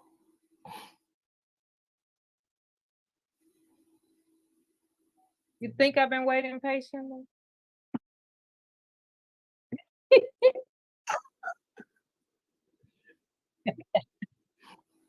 I just sent a text that say all my meds then go off. Okay. So the name of my chapter is Sparking the Phoenix, Transcending Trials to Triumph in the Quest of Self-Discovery. To those who find themselves in their own trials, know that you are not alone. Know that your pain through it may feel all consuming is not permanent. Like Sharan, me, you have the power to transmute your suffering into strength, your wounds into wisdom. Trust the resilience of your spirit in the unbreakable nature of your soul. Seek out the support of others, for we were never meant to weather life's storms alone. Surround yourself with those who see your light, even when you cannot. Allow their love and belief in you to be the mirror that reflects your own radiance back to you. Be patient with yourself as you navigate the path of healing. Remember that growth is not linear and that setbacks are not failures, but opportunities for deep learning and self compassion. Celebrate every victory, no matter how small, for each one of your testament, for each one is a testament to your courage and determination. Above all, never lose sight of the truth that you are worthy of love, respect, and joy. Your past may have shaped you, but it does not define you. You are not the sum of your scars, but the totality of your triumphs. You are a living, breathing miracle, a phoenix in the making. Thank you.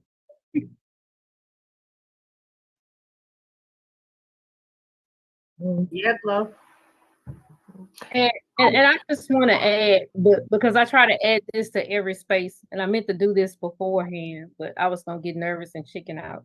So let me go ahead and do it. That I am Sharan, and I'm the daughter of Madeline. I am the granddaughter of Etna and Gladys, and I'm the great granddaughter of Mary and Laura. If it had not been for them, it wouldn't be on me. It would not be of me. And I also would like to say, with a full heart, that if it had not been for my sister, Tina, who passed in 2021, and it was only 5 years ago that I realized that she was only 5 years older than me.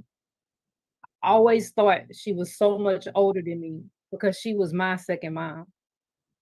And if it had not been for her, because she was always my cheerleader. Even when I was wrong, she always said, Sharan, be you, do you, because I never was able to. I always danced to the drum that mama set for me, and you rebelled against it all. So live your life.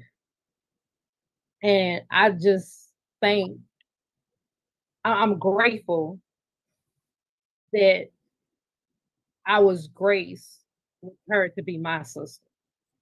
And she could have been anybody's sister. If she chose this little badass girl to be her sister. So, and I thank you, ladies, tremendously.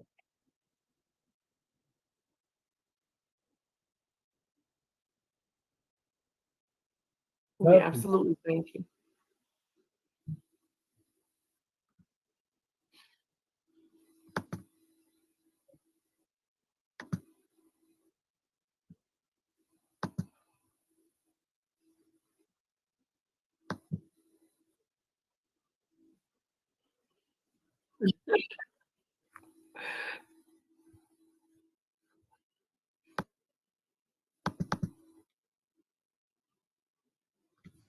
I'll do it.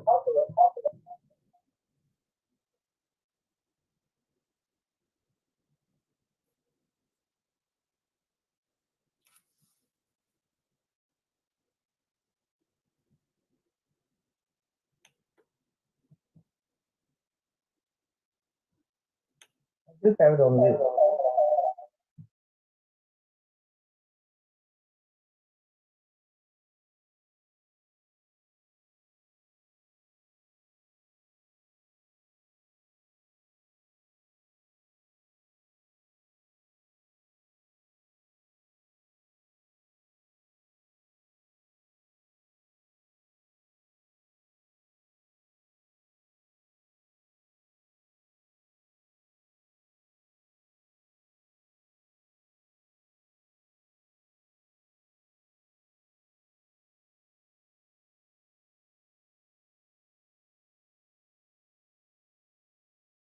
Unmute.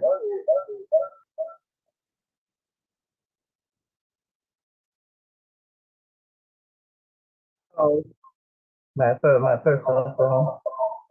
I'll just leave it. Leave that one. Okay, I'm out.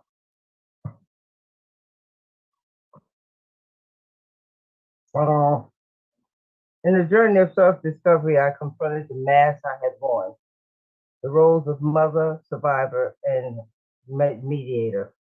How do you do that when you're so broken?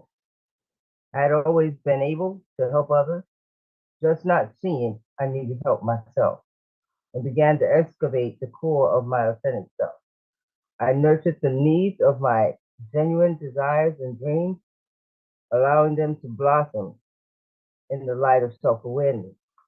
This quest for authenticity required me to wield the spade of curiosity, digging through the layers of conformity to uncover the fruits of my true self.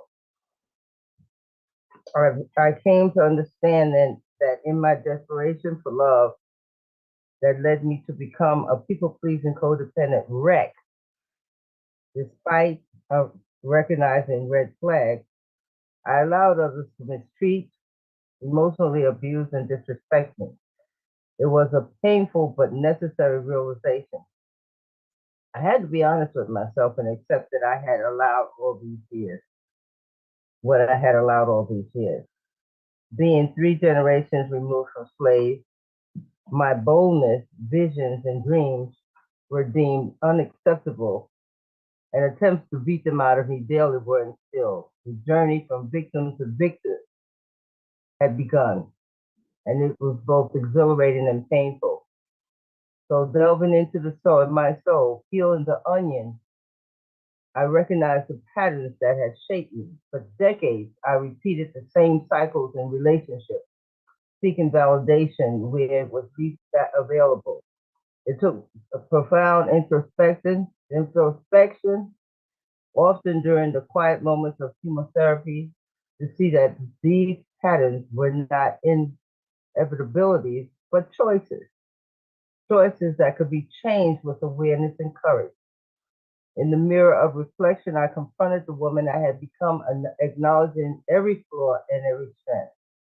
I learned to embrace my shadow, the part of myself that had lingered in the dark, as teachers rather than enemies. By shining a light on these aspects, I began to integrate them, transforming vulnerabilities into wealth frames of resilience. Crafting the mosaic of change required setting clear, achievable goals aligned with my deepest values and aspirations. Each goal became a piece of the mosaic intentionally placed to create a coherent and beautiful whole. I sought God and other resources and support, strong relationships, therapeutic practices, and continuous education to fortify the overall structure of my transformation. And this is where I'm at. There's so much more I could read, but I just wanted to share that with you all. That is not over until they say the fat lady sings.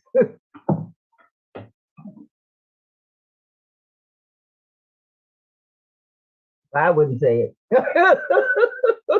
I wouldn't say it, but when I was growing up, that was one of the cutest little things they used to say. That was not funny at all.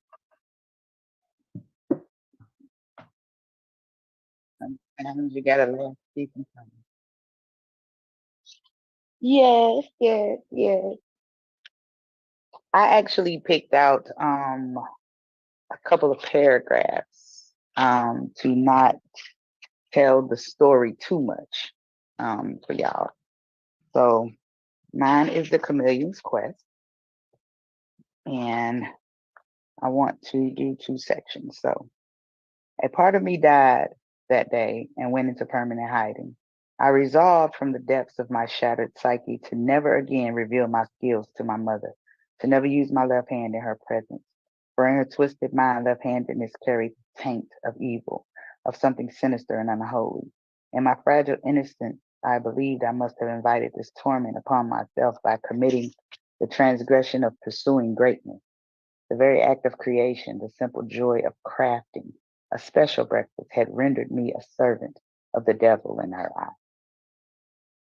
As I grew, that brilliant inner flame allowed my intuitive genius mind nature to blossom like a resilient desert flower pushing upwards through the cracked, dry earth. I learned to trust my instincts and let my innate intelligence be the compass that would guide me through all of life's challenges and darkness. Over the ensuing years, I became renowned for my uncanny ability to transcend conventional thinking and illuminate solutions that existed outside the limited silo of societal boundaries. This awakening catalyzed an unquenchable thirst for knowledge that propelled me to devour books and insights from every conceivable source. I was an insatiable learner and explorer without limits, driven to expand my understanding of human spirit and condition. My singular gifts of intuition and penetrating vision, intertwined with an unwavering devotion to walking my own authentic path, ultimately revealed my true calling to transform my personal quest for understanding into a beacon of healing for countless others struggling to express their highest human potential. And I want everybody to rise from that understanding that you have that within you. Do not limit it because there is no limit. I'm Master T, not Master P, but Master T. There is no limit in this. We can excel to the greatest heights that we want to. You write your own story. And a little side note, while I was doing this, I was preparing for my show at the Historic Lyrical Theater in my hometown. So I'm in the middle of writing this book about my feelings, and I'm in the middle of writing a show, producing my first time producing everything, getting everybody together. And when I say I was living two stories at the same time, because when I do my show, I do speak of me and my trials, and I do it in a comedic way. But like she said, some of that wasn't funny, trying to write this at night and then perform in the day. So at the end, all I want to say is, ladies, we got this. This is only the introduction. And if the intro is this bad, you know the album's gonna be dope. All right. I love y'all. Thank you for this experience.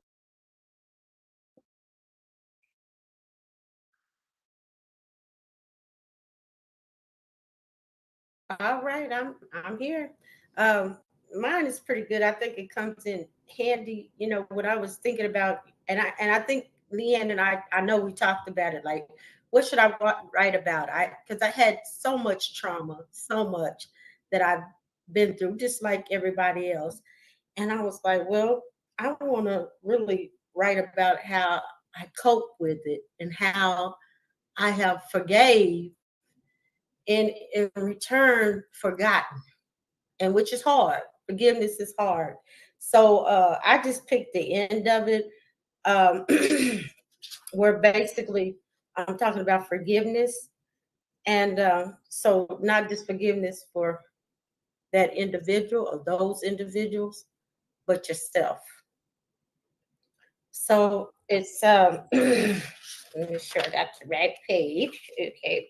It says with the architecture of equilibrium in place, the blueprint for balance now and inedible part of our repertoire. We stand poised at the cusp of a valorous revelation, having mastered the pulse of presence and the harmony of healing. We're ready for the journey forth, carrying our blueprint as a compass, directing us toward the fertile lands of new opportunities and the dawn of renewed strength. Ahead lies the vision of valor, a beckoning field of possibility where the seeds of our resilience and the wisdom are sown, promising a harvest of rich with fruits and enduring the out empowering. So let me go back to the page before it. It says with self forgiveness a light arises, the crippling grips of shame loosens, replaced by newfound sense of self acceptance you can begin to see yourself not as a collection of past mistakes, but as a work in progress, capable of learning and involving. The newfound freedom fuels your journey of healing, allowing you to move forward with a lighter heart and a brighter future. So, having forgiveness for yourself. I know, we talk about like people did things to us, and as we can remember those things, but the most valuable part of it is we forgive ourselves. Because sometimes we hold that, like, hey, I put myself in that situation. And so just having forgiveness and patience with yourself. And so that was my part that I wanted to share with you all.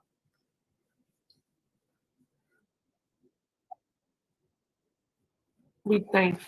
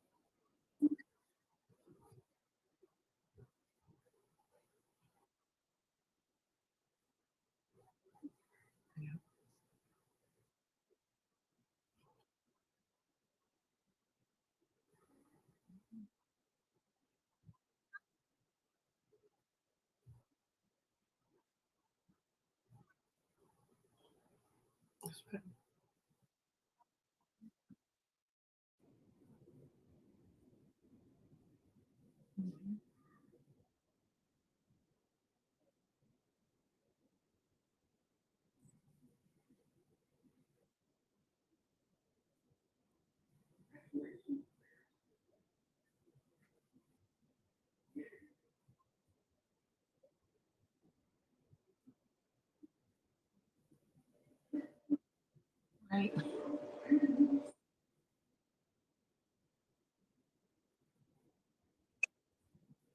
Excuse me.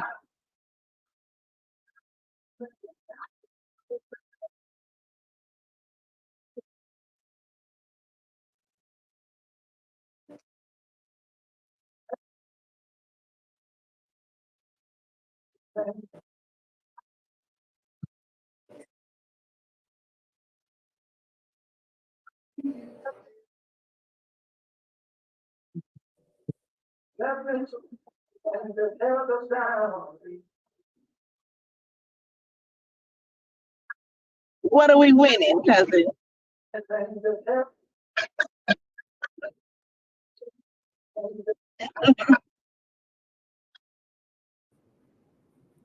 Ooh.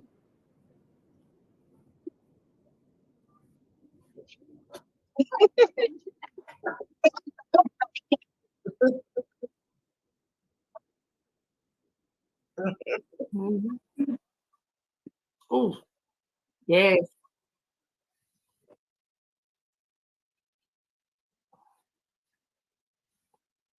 Mhm.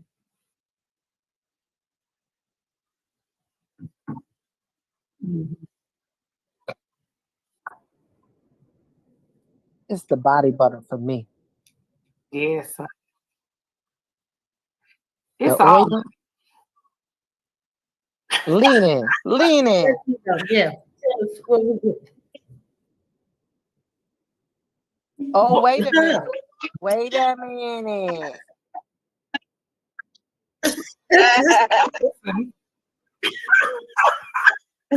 Drop that link right Hold on, look at brother though. Are y'all seeing brother? Are y'all seeing brother down there? Yes. You see him? Big Tony, not the little one. Like, Come on, Big Tone. okay. I know that's right. Okay.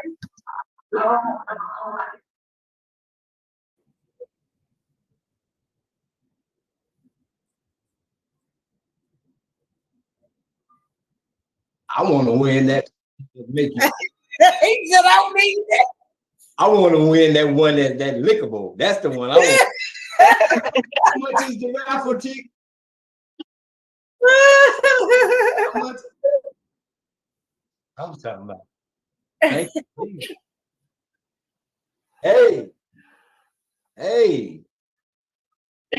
Like a time. Licking and keep on. I promise y'all, I'm a married woman, and I had to call in one day, and I told her I was in the gas station, and I felt like hot breath on my neck, and it was a dude, and he was like, "Dang!" I was like, "What?" I said, "Lynn, I'm running around here with this daggone magic oil you got me at the gas station." He was young enough to be my son, y'all. Oh, so close that I could feel his hot breath. What'd you say, baby? What you think? Listen, I had to grab my pearls. I grabbed my pearls. I grabbed my phone. I called in. I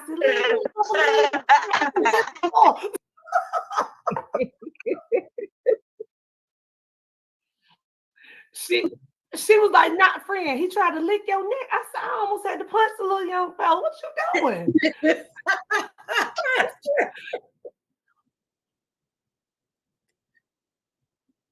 He did that.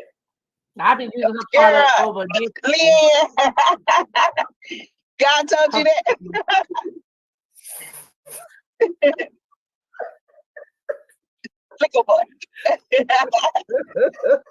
You know what? He say all the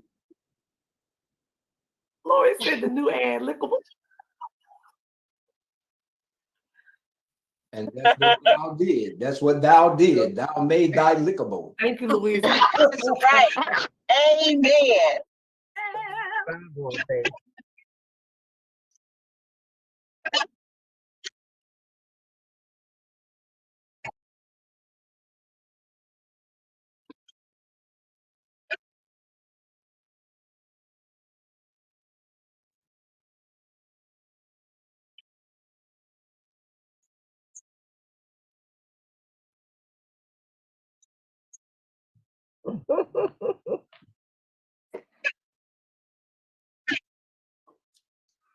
Oh, Saints smoke the liquor. that's what you mean by 25%. Woo. Let's go. God have mercy. But uh-oh.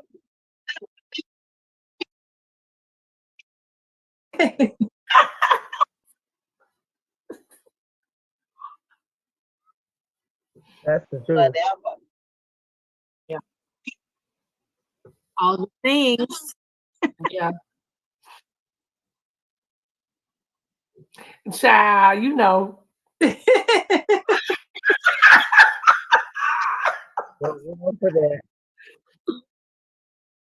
Louise said she's trying to go get that football thing going.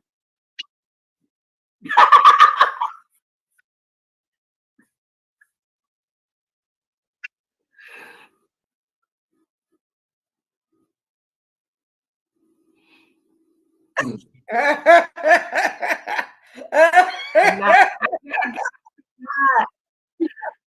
dropped the link. Where can we go? Over there probably praying right now. She's probably over there praying right now, y'all. My little sister, that's the preacher's wife. She over there praying right now.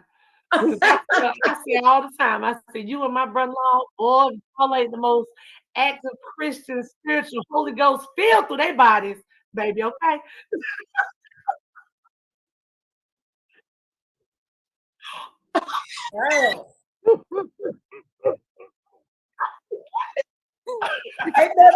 already. Hey,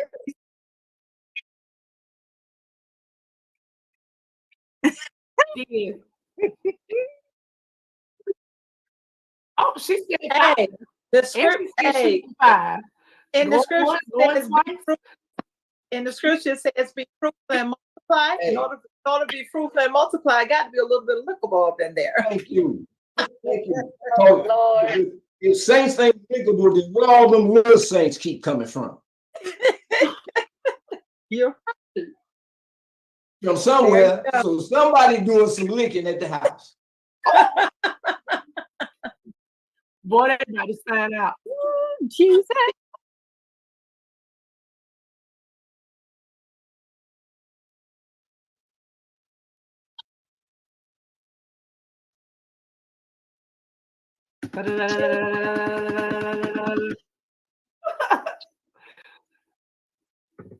Come on, keep going, Louis.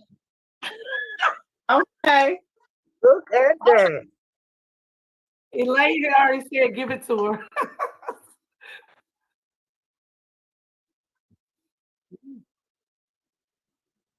Won't he do it?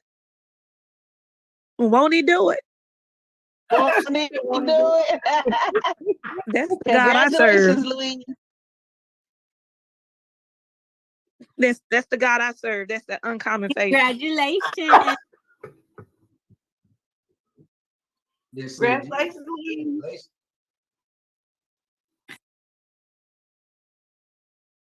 And she won it.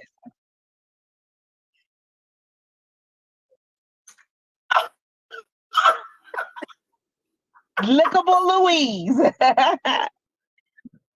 Oh my God. Lickable Louise. LL in the house.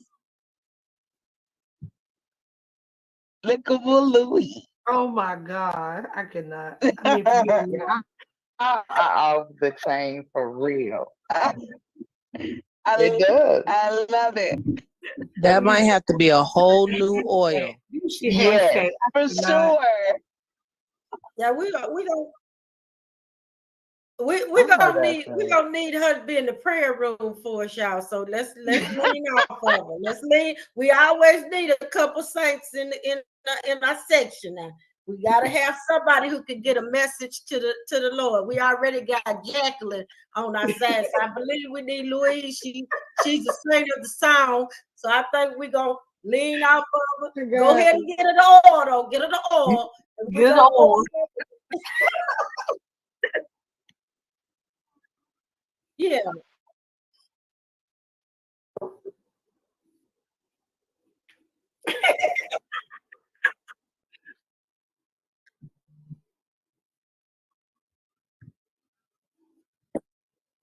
And she a AKA. Now she a lickable AKA. All right.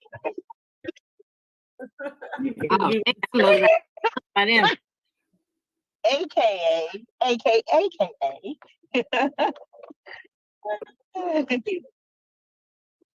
Right. AKA. Right.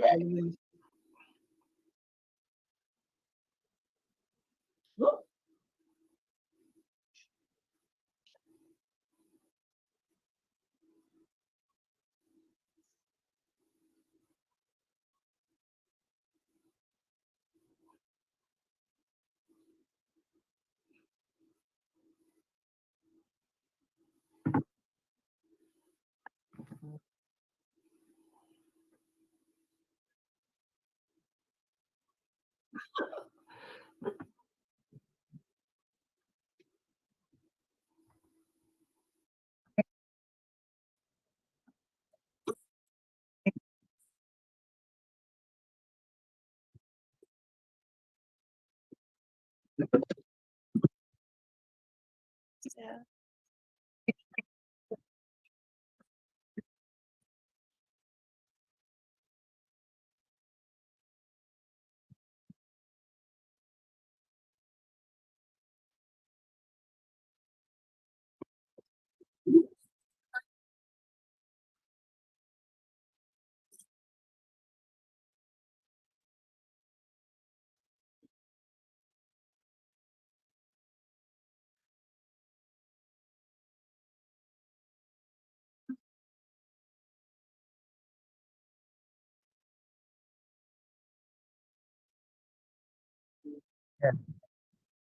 Definitely.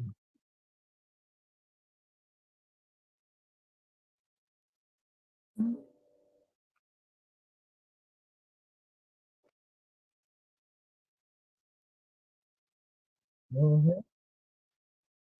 Mm-hmm.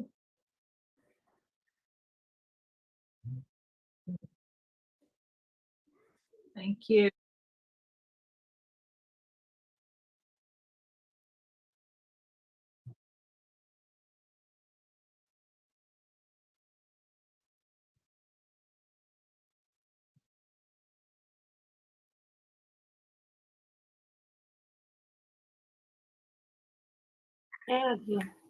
Mhm. Hey, Lynn, can I say something really quick, please? I just want to encourage. Yes, hello, you guys. I'm cousin. Hello, Thank Cuz. you. Hello, everyone. I have the bougie now. I know straight, hey girl. right. Hey, girl. Hey. I just wanted to encourage you all. I have been at the party since the start. I've been moving about. I've had some things to do, but I didn't miss a word. And I heard every one of you who read your story. I want to um, give you your praise for having the courage to tell your story. So many of us have stories, but we have kept silent. And I have the book. I bought it when I was just in Atlanta this past week. And I have been looking forward to reading it and then just being able to connect with you guys. Now I have your personality, so while I'm reading your chapters, I'm going to hear your voices. I think this was such a unique opportunity to be able to learn from the authors. I've never done anything like this before. So I just want to congratulate you guys and just praise you for your courage. And I heard someone say, when is the tour? When is the tour? I concur. I will go on the road with y'all if I can. You totally need to do it. I am just really feeling some type of way about this. Congratulations to all of you. Thank you. And I'm really proud of my baby cousin. My baby cousin. I'm proud of my baby cousin. She's the baby. She's the baby.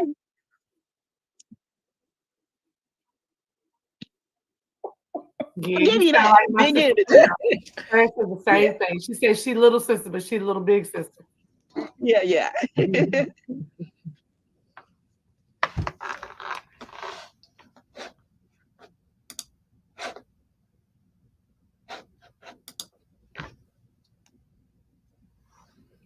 Okay, now here.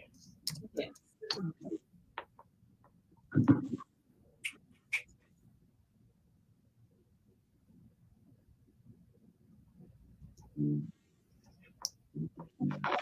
Okay, now here.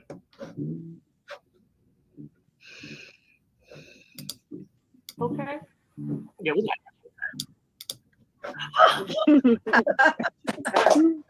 Thank you all for doing this. This was wonderful. Lori! I enjoyed my evening.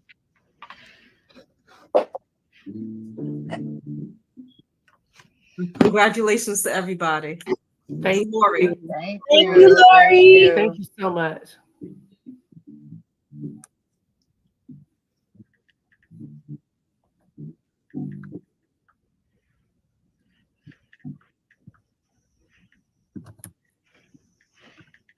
It's beautiful.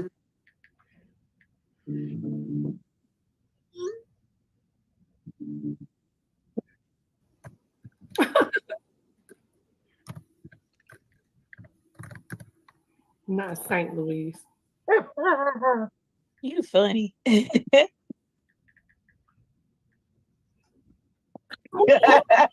You guys have Preacher's wife.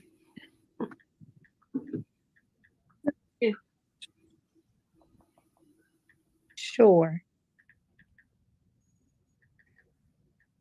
And make sure I got this thing all right. Okay, if everyone could please bow your heads. Father, we thank you so much for this evening. Thank you so much for this moment of fellowship among sisters and brothers.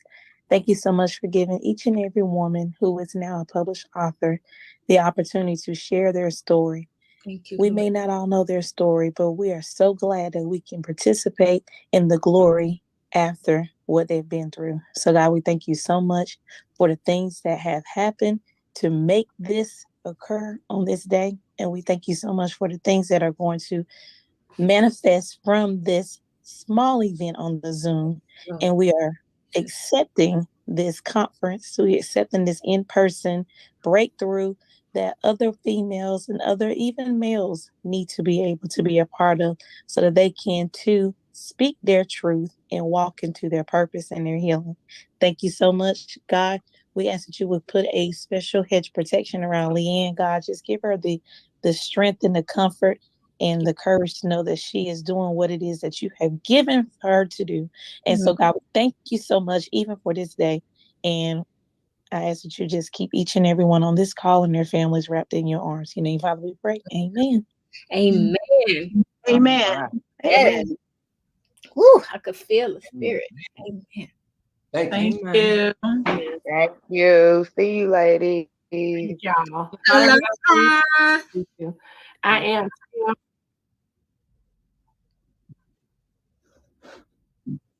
Yeah.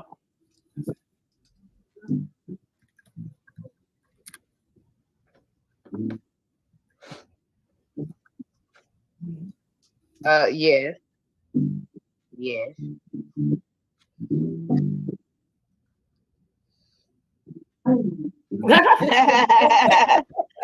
That was Tab. She said she did her Hey, y'all know I do the retreat. Say, what's up, Jamaica? What, y'all want to come down the street? What's up?